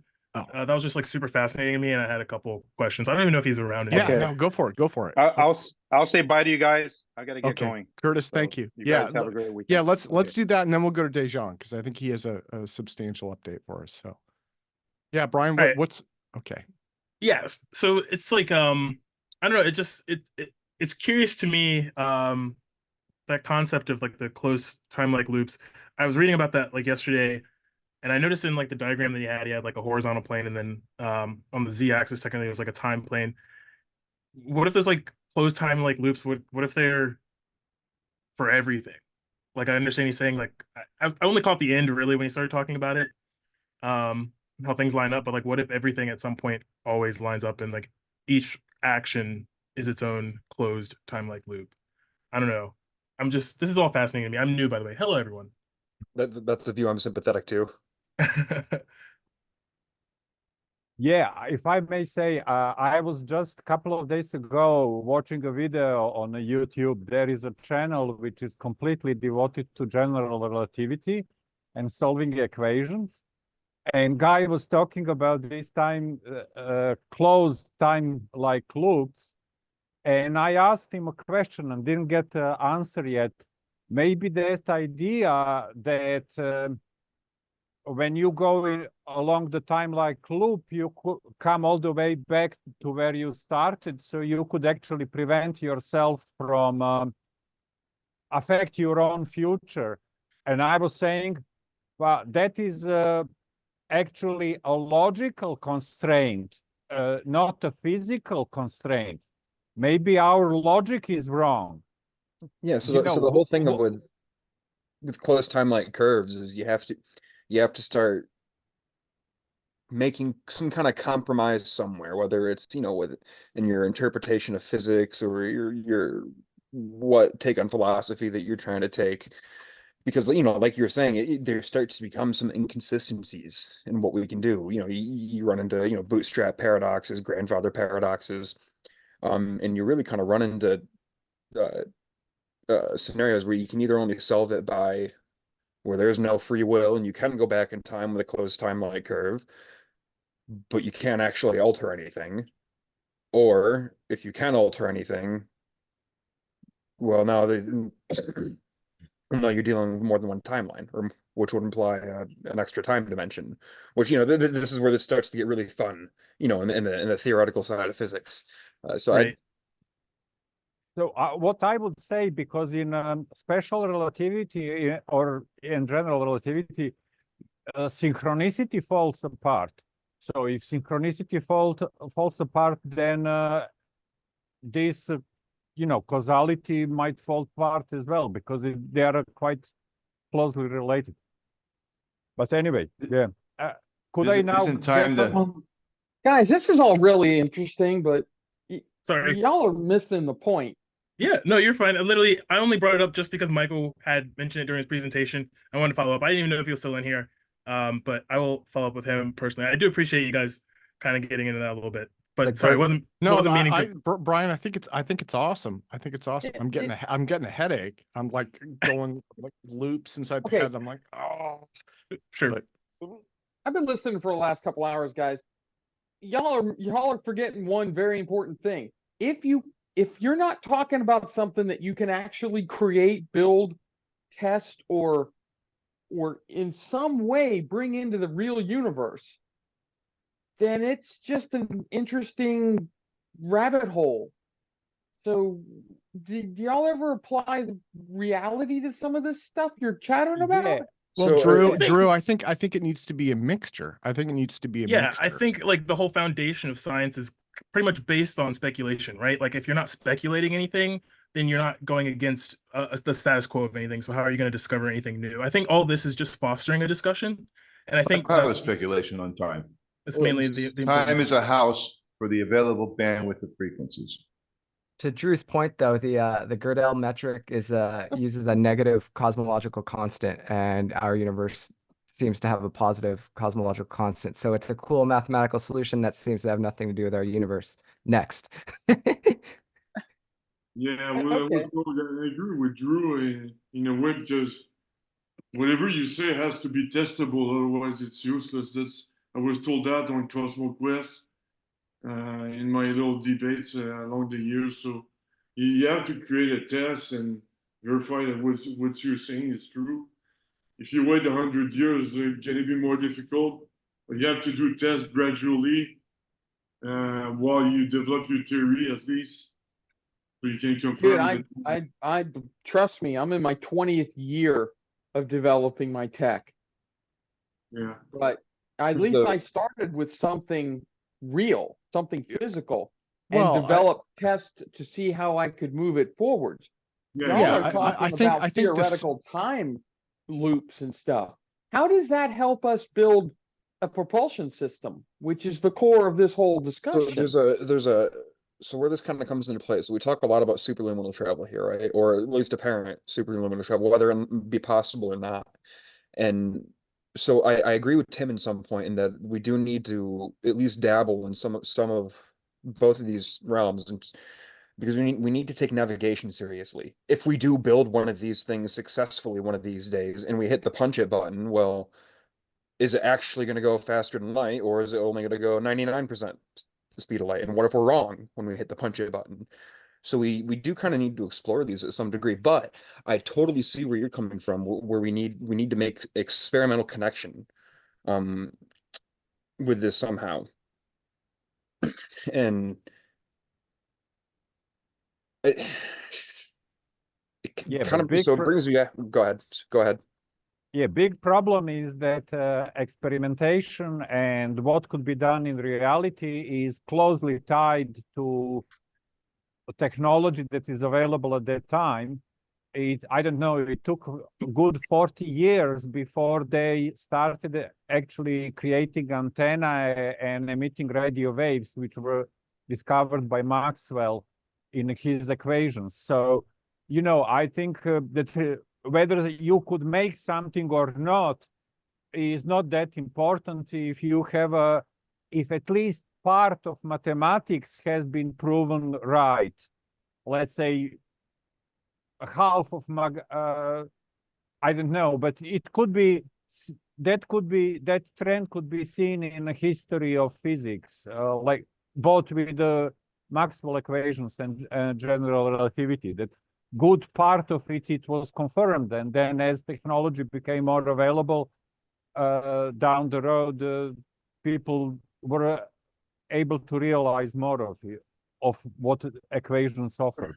So, I appreciate what David said. I appreciate you looking into that and then saying that that's not a possibility. I think that's more constructive than outright saying that, you know, talking about anything is pointless. So I do appreciate that. No, I don't think it's pointless. I think where some of these theories can start becoming important. So and not getting too much into like the discrepancies of like, you know, what the right theory of everything is. When we eventually find it, it's going to make more than one prediction, right? It's not just going to make one prediction about the universe that we can test. It's going to make multiple.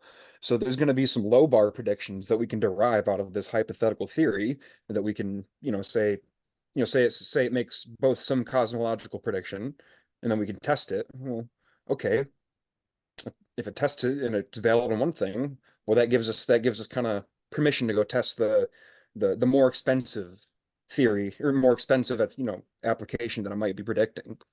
And so if we find one that kind of satisfies both, and it satisfies the cheap test first, well, then that can start warranting the more expensive ones. And, you know, and if this theory happens to predict something like a warp drive, you know, it just says, you know, hey, if you put two magnets next to each other and you counter rotate the spins of it, you know, you pop up the B fields enough, you can get a gravity wave, you can ride it. I mean, that's kind of what some of these are saying, but where a lot of people disagree is we don't have that unified theory of everything yet. And some of the ones that people do have are contradictory to each other. And so we get into this weird application where people start, you know, competing for funding over things, and people start focusing on the wrong ball. You know, Tim, you look like you're kind of shaking your head there, so I'll let you go. Oh, well, I'm just thinking, I mean, I think it just comes down to, you know, it's developing hypothesis, right? And the speculative, imaginative ideas are part of hypothesizing, you know, and then after the hypothesis comes testability. And, you know, it's like, okay, so we've got this idea, right? Can we come up with tests to satisfy this? And like Dejan was saying, you know, sometimes that may have to wait decades. And that's something that we've seen in mainstream science, right? Someone will come up with a brilliant idea, but the tools just aren't there for it. But, you know, but they may be in a few decades. And so for me, I think it encompasses both worlds, right? And then to go to what Drew is saying, I think maybe there's an idea of keeping an eye towards the practicality of it, right? And I think that's kind of, you know, and it's a balancing act, and it goes back and forth because, you know, so there are big picture ideas, you know, and then there's also like, okay, how can we use this? And you know, so I think it's back and forth. It could definitely help if we have like some kind of hierarchy of like, you know, what problems that we need to solve on this, you know, complex ladder should we be solving first, you know? Should we be focusing on someone's electric thruster, or should we be working on a room temperature superconductor to make their thruster better, you know? And you know, people can start and then this starts to get into the politics of it. Both of those seem like they could reinforce each other in an ideal I world. think everybody had abandoned centrifugal force, like whatever happened to that? It's like, you know. Well, I guess, Daniel, to go to that thought in terms of hierarchy, that one of the things that I've seen, and this goes to just people and personalities, right? But you know, this conference and this community is full of a lot of independent minds and independent thinkers. And so in some ways that's a little bit like herding cats. You know, we have to kind of take things as it comes and try and work with it. But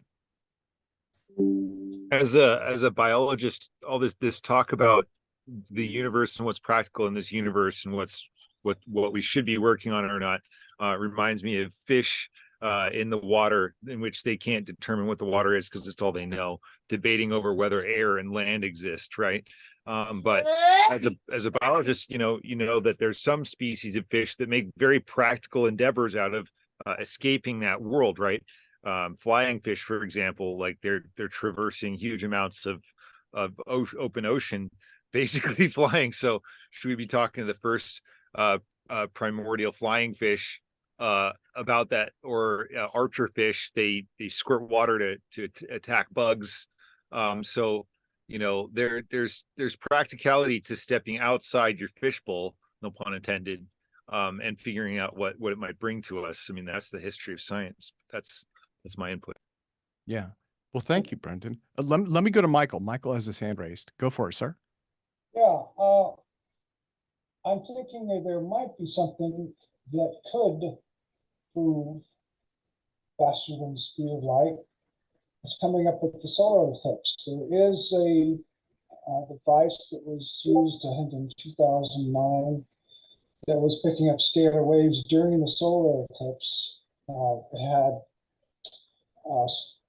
copper spheres with ionized gas in it that were in a Faraday cage, and they were measuring the amounts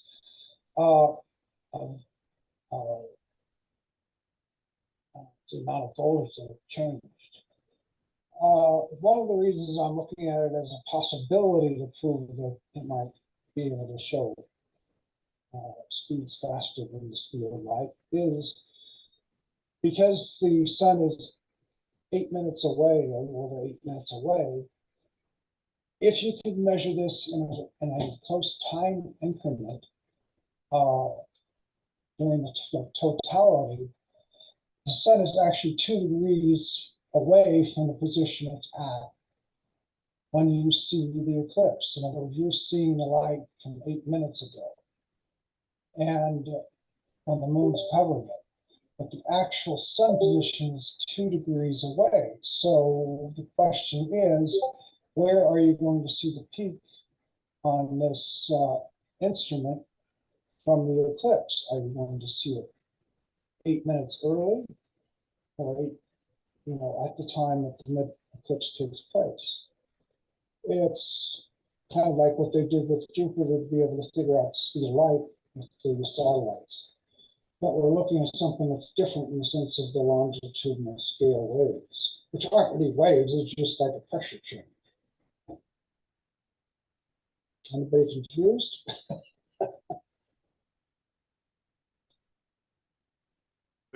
Yeah, no, actually, Michael, what you're describing reminds me of a Russian, and I can't remember his name, maybe Dilatov? I don't remember.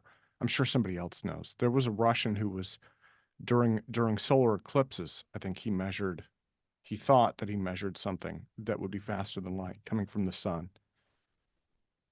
So what you're describing reminds me of that. Actually, no, I put the examples and the PDF files up on chat and an image of the device they were using. I don't think it was Russian. Pull it up here. But Oleg, I'll tell you his names. Anyway, they did an updated paper in 2016 that I put on here. And at that time, they were just trying to see if there were scalar waves coming from the sun during the eclipse. But what I'm looking at is if you can get something that's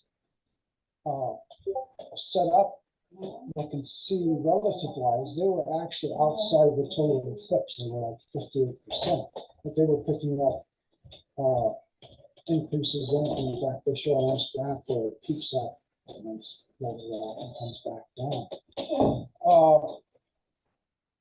This is why I'm saying that this could be something that's built relatively easily and done for people that are near the eclipse zone. If somebody is interested in trying it. The question is whether we can see a change taking place at a different time than it should.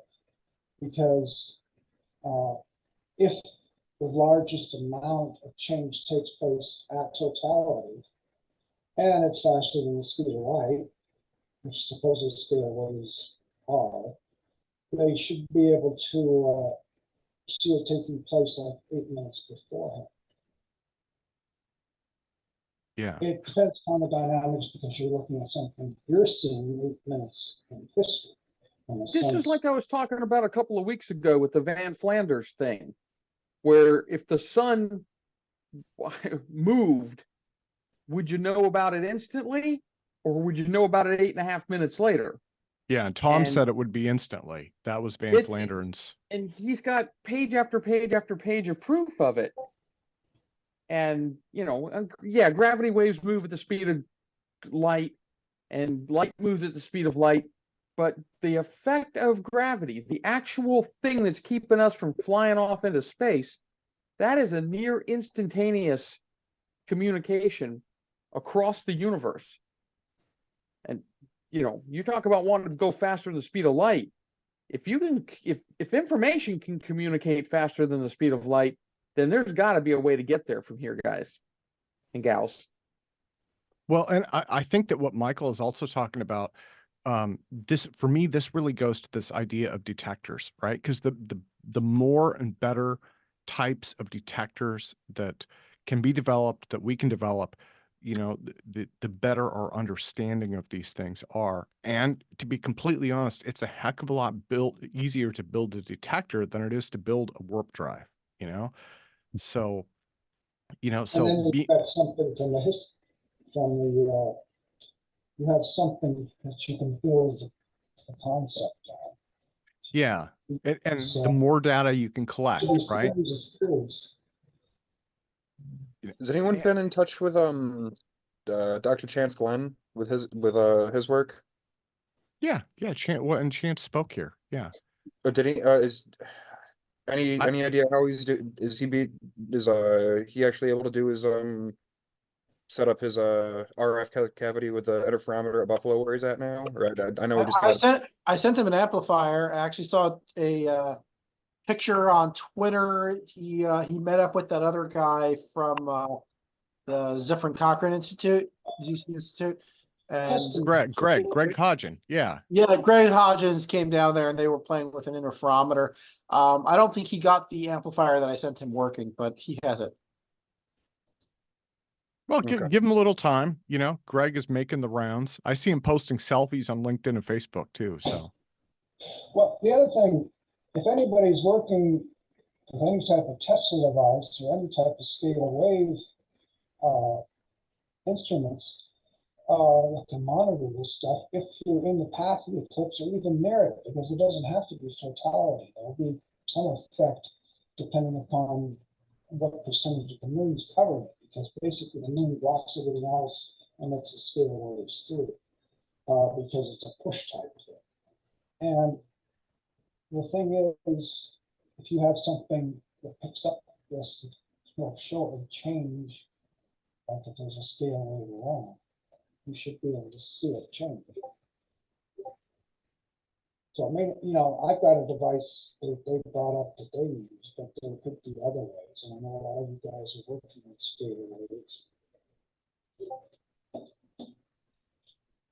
Speaking of detectors and stuff, I'd love to hear what Dejan has about the latest for the UFO stuff. If Oh people yeah, have been detecting them. Dejan, if you want to go for it, Okay. and I'm looking up the Russian thing too. While sorry, but yeah, go for it, Okay. Dejan. Yeah, thank you.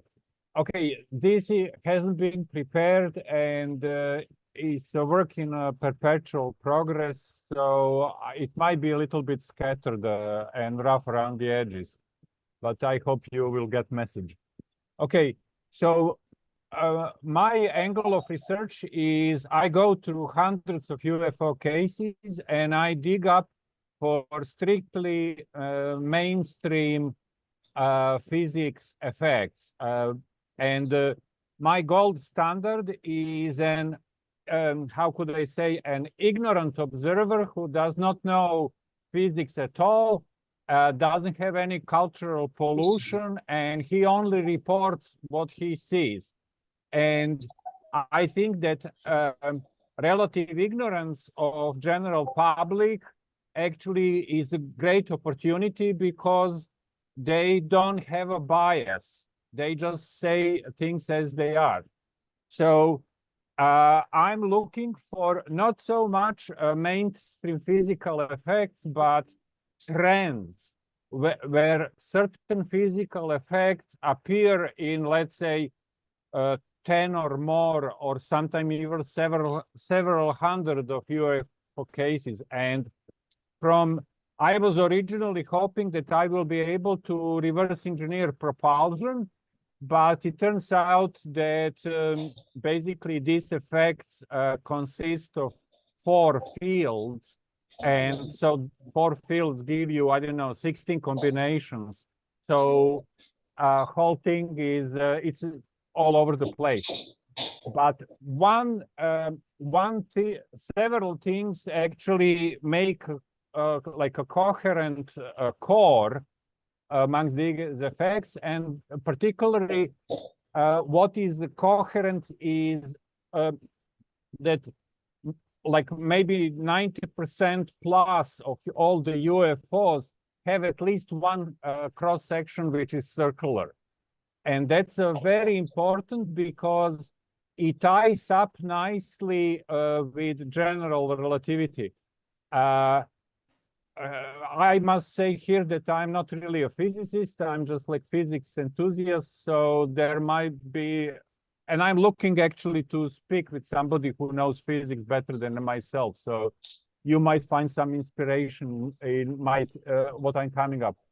So there is where I draw. Okay, I'm now going to try to share a screen. Okay, how does this looks like?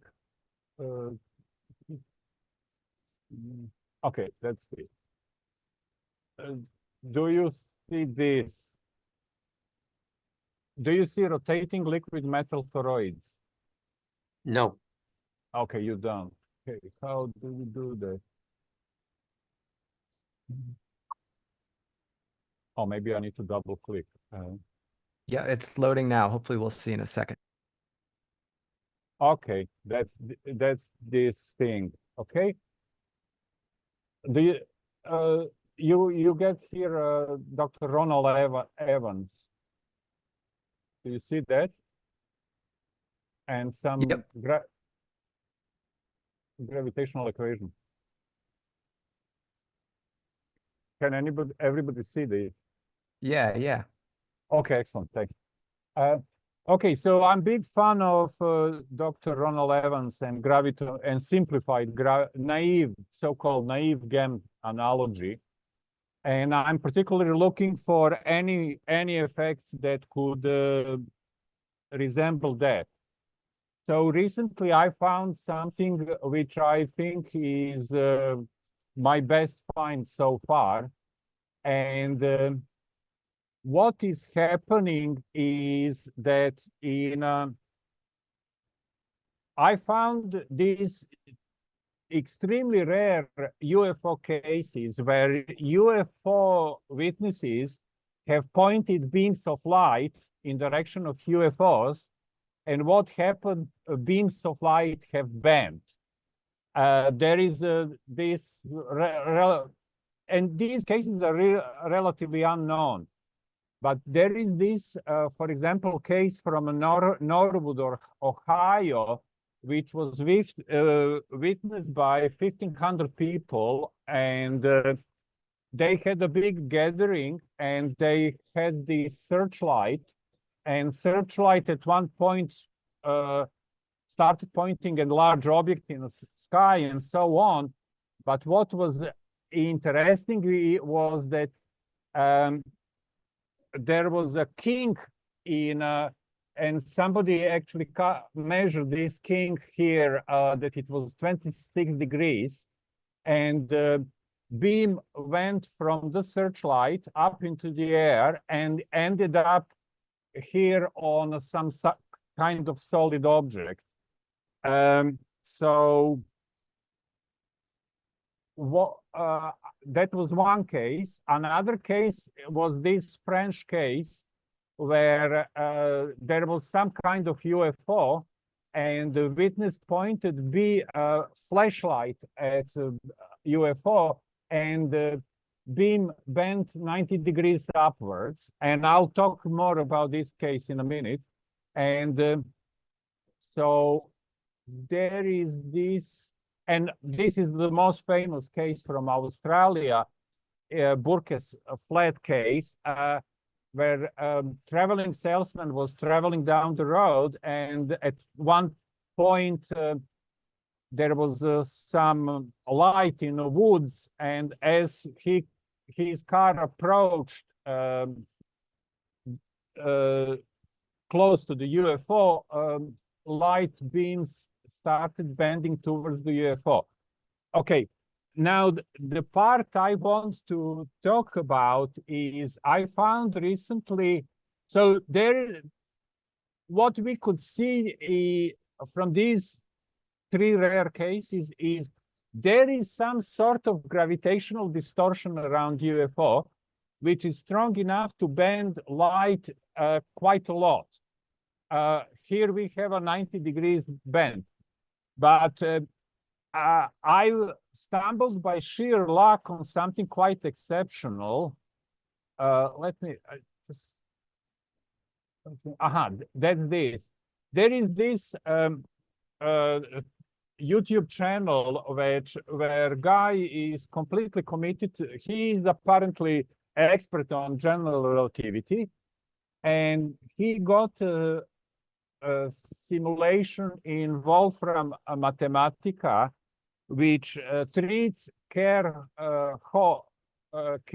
black holes, which are rotating, special case of rotating black holes. And I downloaded that, one could download it easily. And he played with all different settings, and he was researching this sort of like geodesics. Geodesic is a part of a photon near the black hole, and he did something very interesting in one of his iterations.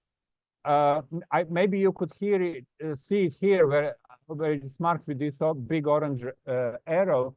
Is that there is he came up with a special case where light beam came down towards the rotating black hole, and then it bounced back. And that was a special case where this was equal to 0. And what that parameter, this parameter is, as I understood, that parameter was a light particle which had a photon of light with angular momentum that was equal 0. So in that special case, light beam would actually be thrown back. And that's exactly like in this case, French case, where light beam was bent 90 degrees. In these two other, so what I'm driving at is that this bouncing of light beam happens only when one has something rotating inside the UFO at relativistic speeds. And that is actually, I found, because of this universal circular cross-section across vast majority of UFO cases, I focused my research on that. Let me see what I want to do. Yeah, that's this. Yeah, in a very small number of cases, like a UFO witness either had access to UFO, or it was sometimes seen outside. But in few cases, they mentioned these incandescent rings. And one would expect to find something like that because of these circular cross sections. And this was a particular case which happened during the Korean war in Korea. And some fighter pilots were flying through Korean sky, and they've seen these two UFOs like this. And they described this incandescent ring. But more exciting find is actually, if you could read this comes from a UFO which allegedly crashed near Socorro in United States. And that Socorro is just across the road from proving grounds where they test all the missile, White Sands proving grounds, which is the center of all the tests of advanced weapons in the United States. And there was a later famous UFO case with, I think, a policeman called Zamora. But this report, this here, what is highlighted actually comes from the report that was declassified and was written by Air Force Lieutenant General Nathan Twining. And according to Twining, his scientific advisors on that particular case were Oppenheimer and von Karman. I think there is a Karman belt or something. So what Twining did, he entered UFO, he had access to UFO, and he said that inside the UFO, there was a translucent tube which had a liquid inside, and inside the liquid there were two coils.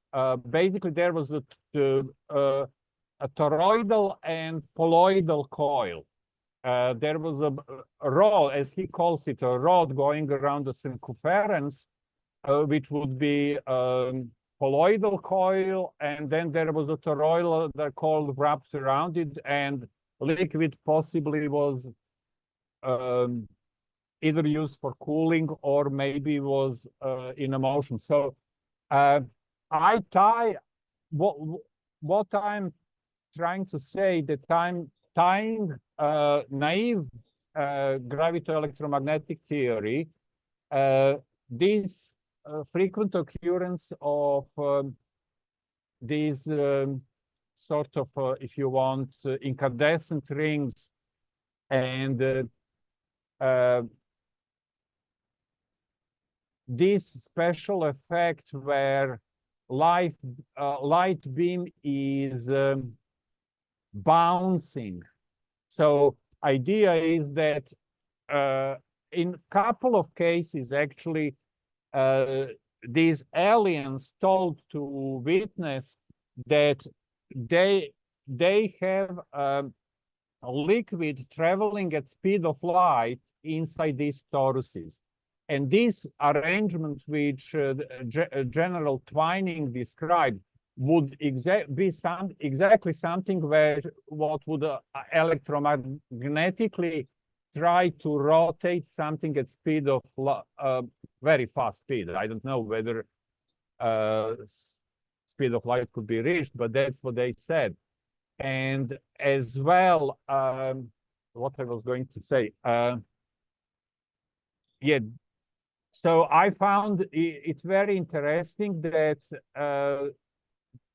this physicist who is expert on general relativity found this bouncing of light beams, which is only happens with the rotate with the Kerr Hall, and I'm using Kerr Hall as a approximation for rotation of liquid in inside this ring. In my naive interpretation, I'm not physicist. I only know popular version of everything. So yeah, and there is obviously everybody knows about this scientist called Forward or Richard Forward or Robert Forward. I think I have his stuff. He postulated that exactly the same thing, that let me see, Forward did this thing where he, these are my ideas for experiments. I guess you're, I couldn't find it quickly. Oh, there it is.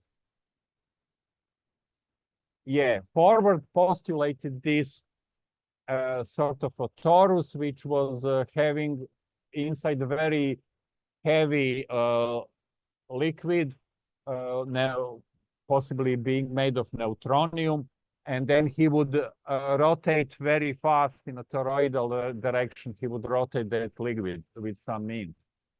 So kind of, I would like, I don't know, your opinions, basically. What do you say about this unusual bending of light beams, and any critic is welcome.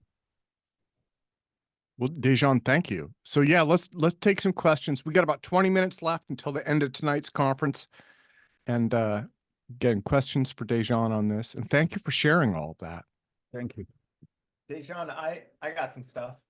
A couple of things. One, you mentioned the heavy water potentially going around those. There was a newspaper clipping I just saw from the 1950s where a scientist was talking about how they had just recovered a crashed saucer over in Utah, and they recovered jugs of heavy water. So at least another piece of corroborating evidence for the heavy water angle. Another thing, I'm going to have to try to find the video and send it to you.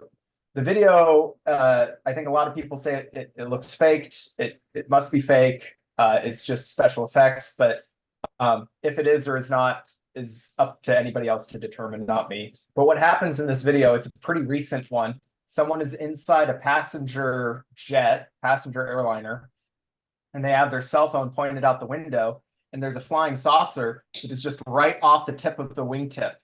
And it's kind of just floating and hovering right there. And then all of a sudden you see like this weird like water effect happen to the air. The air kind of like pulses. And at that exact moment, a surface to air missile is coming up to hit this thing.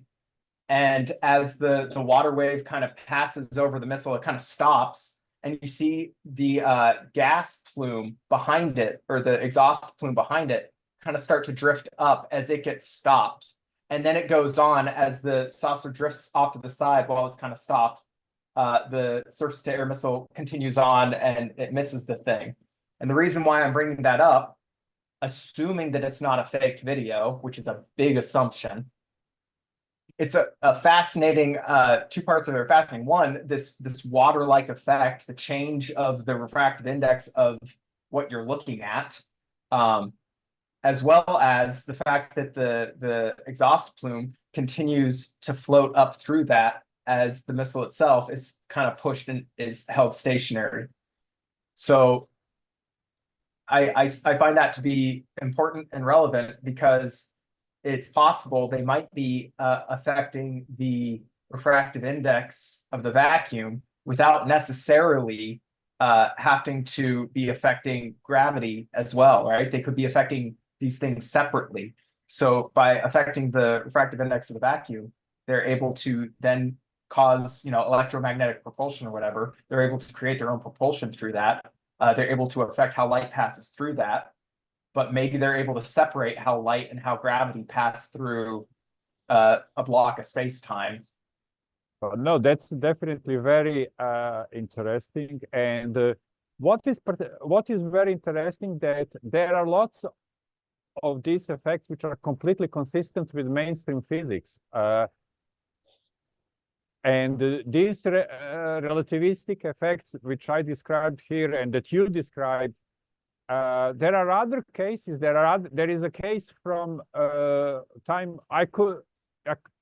Maybe I should produce a longer and bigger presentation of just about relativistic effects. But there was a case in Vietnam when they were shooting at UFOs, and bullets would fly around UFO and come back at machine gun placement that was shooting at UFO. So you had basically a geodesic path around the UFO, which was consistent with how we today describe Kerr holes and Schwarzwald black holes.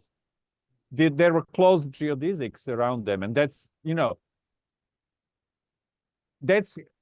how modern physics would actually describe UFO, a big disturbance in gravitational field, but both with torsional effects and purely gravitational field, both gravitoelectric and gravitomagnetic field. A brief comment. Yeah. A brief comment I had was that photons have angular momentum, so even the concept of light with zero angular momentum is a little bit confusing, unless you had, you could have unpolarized light that would, have a mix of both left and right, spin states of light, but so you could have on average zero angular momentum, but obviously it's just a few words on a page, so I don't know what went into the calculation, but it's just something to consider. If you could pick up from name of this guy and find his video, he goes into much more detail, and it's very good. In a case when this constant can be changed to higher value, I think around 5, and then you get an angular momentum with the light. And what happens in that case? A photon goes and makes half a circle around, and then it continues away. So this is just a special case. Right. So I would have guessed that maybe you have photons of either spin 1/2 or minus, or spin 1 or -1, and units at h bar. And I was only interested go around maybe. Yeah, I was only interested in this case where photon bounced backwards, because I had one UFO case where that happened. So I wanted to prove that there was a rotating machinery inside the. I wanted to prove basically what Robert Forward suggested, that there is a rotating machinery inside the UFO by observing behavior of photons outside, on the outside. That was the idea of this article, or my presentation. Yeah, if you mess with time dilation, you will deflect a photon easily, but you forgot to talk about the temperature change also, Dijon. Yeah, problem is I have this sort of what I call a composite UFO, and composite UFO consists of all properties of all UFOs that were properly observed, and it really becomes because human language is sequential, but all these effects happen all at once. you have electrical, electromagnetic, gravitational, and gravitomagnetic effects and temperature all at once. So one would really need maybe half an hour or 1 hour to basically explain everything that happens around UFO. But everything that happens is really consistent with mainstream physics. That's just a note that for everybody that the temperature change happens through walls also, so it's really consistent. Yeah, there was. The case to which Phil is referring is there was this one. There is one effect which maybe confirms presence of gravitomagnetism under UFOs. There were several cases where there was a freezing around below the center line, vertical center line of UFO. And what happened in one particular case, I think twice, UFO flew over the house, and inside the house there was a fridge, and all the food inside the fridge, maybe I'm shouting, I apologize, but all the food, everything inside the fridge froze.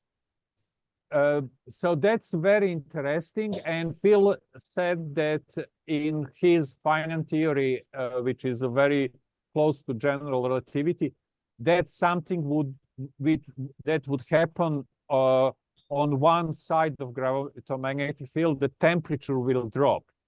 And there was other case where UFO landed on snow, and snow was quite sloshy and it was melting, but in one spot, exactly under the center line of UFO, a cone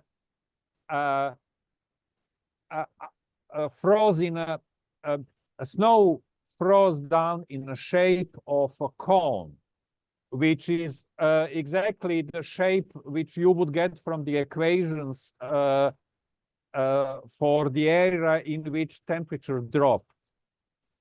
So there's a case in Seattle, Puget Sound area, one of the islands that had that happen a number of years ago, where there was what was that? Came in over a lake, and it froze the well, it wasn't a lake, it was like a pond. It froze the surface of it when it was in warm weather. The police came over and investigated and said, yeah, it was, it had ice on it. But I'm wondering if these things are affecting the permittivity and two different electric and magnetic. But that's what I would like. I would like to get a relativist, physicist who is very good with general relativity, and to help me get all these effects united, because I think that they correctly describe at least Einstein's equations or some other approaches, similar approaches as well. Well, if it was affecting permittivity and permeability in the local area, that would explain how it could refract the light and actually bend it around the craft. And it may also be able to affect how the temperatures drastically. Because that's please send me a link if you could find it. So if the photon did have angular momentum, you said it would like circle around the rotating black hole and then exit the other side, right? Yeah, it will just make half a circle and then continue. Okay, and then if the angular momentum was in the other direction, maybe it would go around the other way or something like that. Yes, exactly. I could. So if you looked at unpolarized light, which on average had 0 angular momentum, and you looked at it one photon at a time, I would think that you would get, half the light going around one side and half going around the other. That's just my guess. I could be wrong, but I could give you a link to the video, and you could watch the video, and he would explain much better than I do. But Yeah. Feel free to share the video in the chat. I can take a look. Well, and guys, so we've got just about 6 minutes left. I've got, let me see, Bill Alec has his hand up. Bill, did you have a question or comment on Dejan's presentation? Yeah, since scalar fields are brought up here, I thought I'd show everyone, what a scalar wave looks like. I don't know, can you see that? Yeah. Okay. Yeah, you know what? Here, let me stop. I'll stop Dejan's screen share real quick. Okay. Yes, stop my screen. Yeah, thanks. Yeah, Okay. see, that's what a scalar wave looks like. Okay, it's like a polarized sine wave that shifted. And what's interesting about these scalar waves, see, Tom Bearden, his entire focus was on scalar waves. That's the only action in town. That's what we should all be talking about, are scalar. Sine wave, a transverse wave, and scalar wave longitudinal. Yeah. Yeah, the scalar is longitudinal. Transverse waves.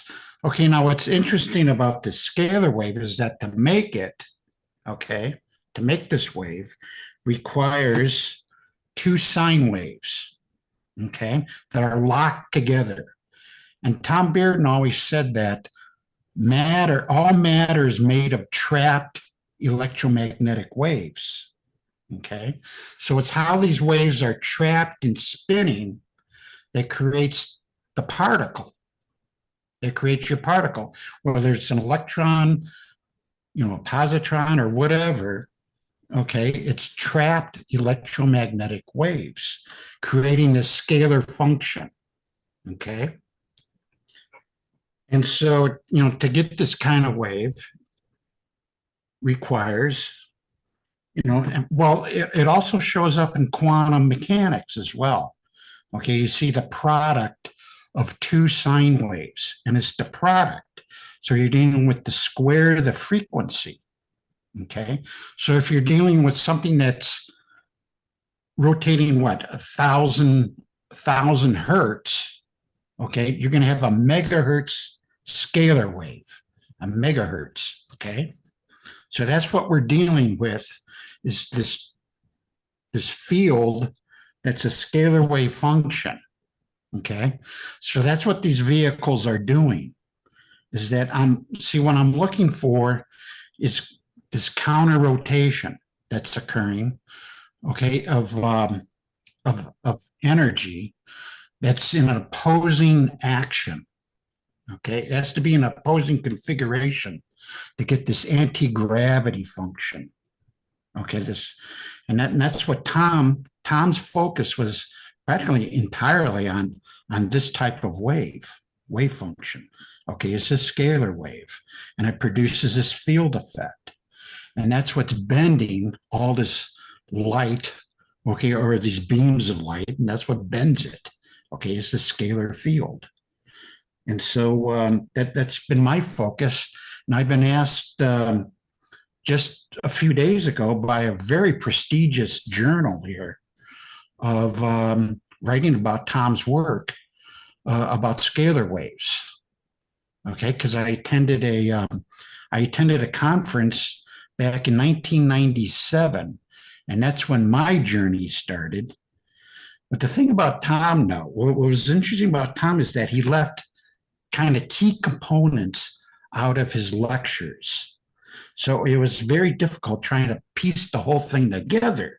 What is this scalar wave stuff he's talking about? Or he spoke about in his lectures. And it took me a long time to kind of piece this all together. And, when you look at what an actual scalar wave looks like, it all starts to make sense here, about scalar wave theory. And that's going to be one of the things that I'm going to be writing about for this article. So I think that's, since we're throwing around opinions here, I think that's the direction that people should be going in. Because if you're going to have Star Trek physics, what are you going to start with? You're going to start with the scalar wave electromagnetic theory. That's your starting point for Star Trek physics. What theory do you use for that? Do you add the term to this is what Tom spoke about in his lectures. He was So the heavy side. dig up his lectures. Okay. Well, yeah, the I'll be O3 writing electrodynamics is about kind of that crap, next time. but What's that? the O3 electrodynamics is kind of crap in my opinion. There's more sophisticated higher gauge theory in Hertz potentials that the team wasn't aware of. It's simple. It's simpler than that. Okay. You don't have to get complicated with Tom's theory. Well, You are just you using, are you, what theory are you using? That's what I'm asking, I guess. So are you getting the theories more out of like the original 20 electromagnetic equations? Are you playing with, because I think you can get scalar waves out of that, or you can also get them out of the third order of the heavy side version, which most people don't play with. So like, look, is that what you're asking, David? Well, you got the heavy side Maxwell equations. They don't work. Okay, you cannot use that kind of electromagnetics. On the regular second order derivations, you can find them in a third, but people don't. You have to use the original Maxwell. I'd be curious to learn more about that. To get the correct calculations. Okay, to get this wave, this is the wave you got to get. This is your scalar function. Okay, to get that wave is the square of two sine waves. So that's your scalar entity. Okay, that's what you're working with. So if you have two 1,000 hertz waves, you're dealing with the scalar wave that is at 1 megahertz. And that's what a particle is. Okay, your particle is made of trapped photons. And that's what Tom always said, is that matter is made of trapped electromagnetic energy. That's all it is. That's all it is. And it doesn't get really that complicated. But you just have to put these pieces together, okay, to get the functioning model. Well, Bill, it's been my focus all these years. Guys, we are at 8 p.m. I want to close up shop for the evening. Bill, thank you, sir, and thank everyone. So we haven't really been doing hands today, and part of that is because we got into it just, one bit after another. But I want you guys to give yourselves a tremendous, tremendous hand. Again, we have what I'm seeing is, especially this year, everything is moving forward rapidly. We have tons of experimental projects. We have theoretical movement forward. We have all sorts of amazing stuff. And that is all coming out of your guys' hard work, collaboration, and participation, So again, I cannot thank you enough. You guys are driving this forward. And, as someone who's kind of an onlooker to this, I'm so amazed and I'm truly humbled. So guys, I'm going to shut things down for this evening. Thank you so much. And until next time, this has been APEC Open Mic.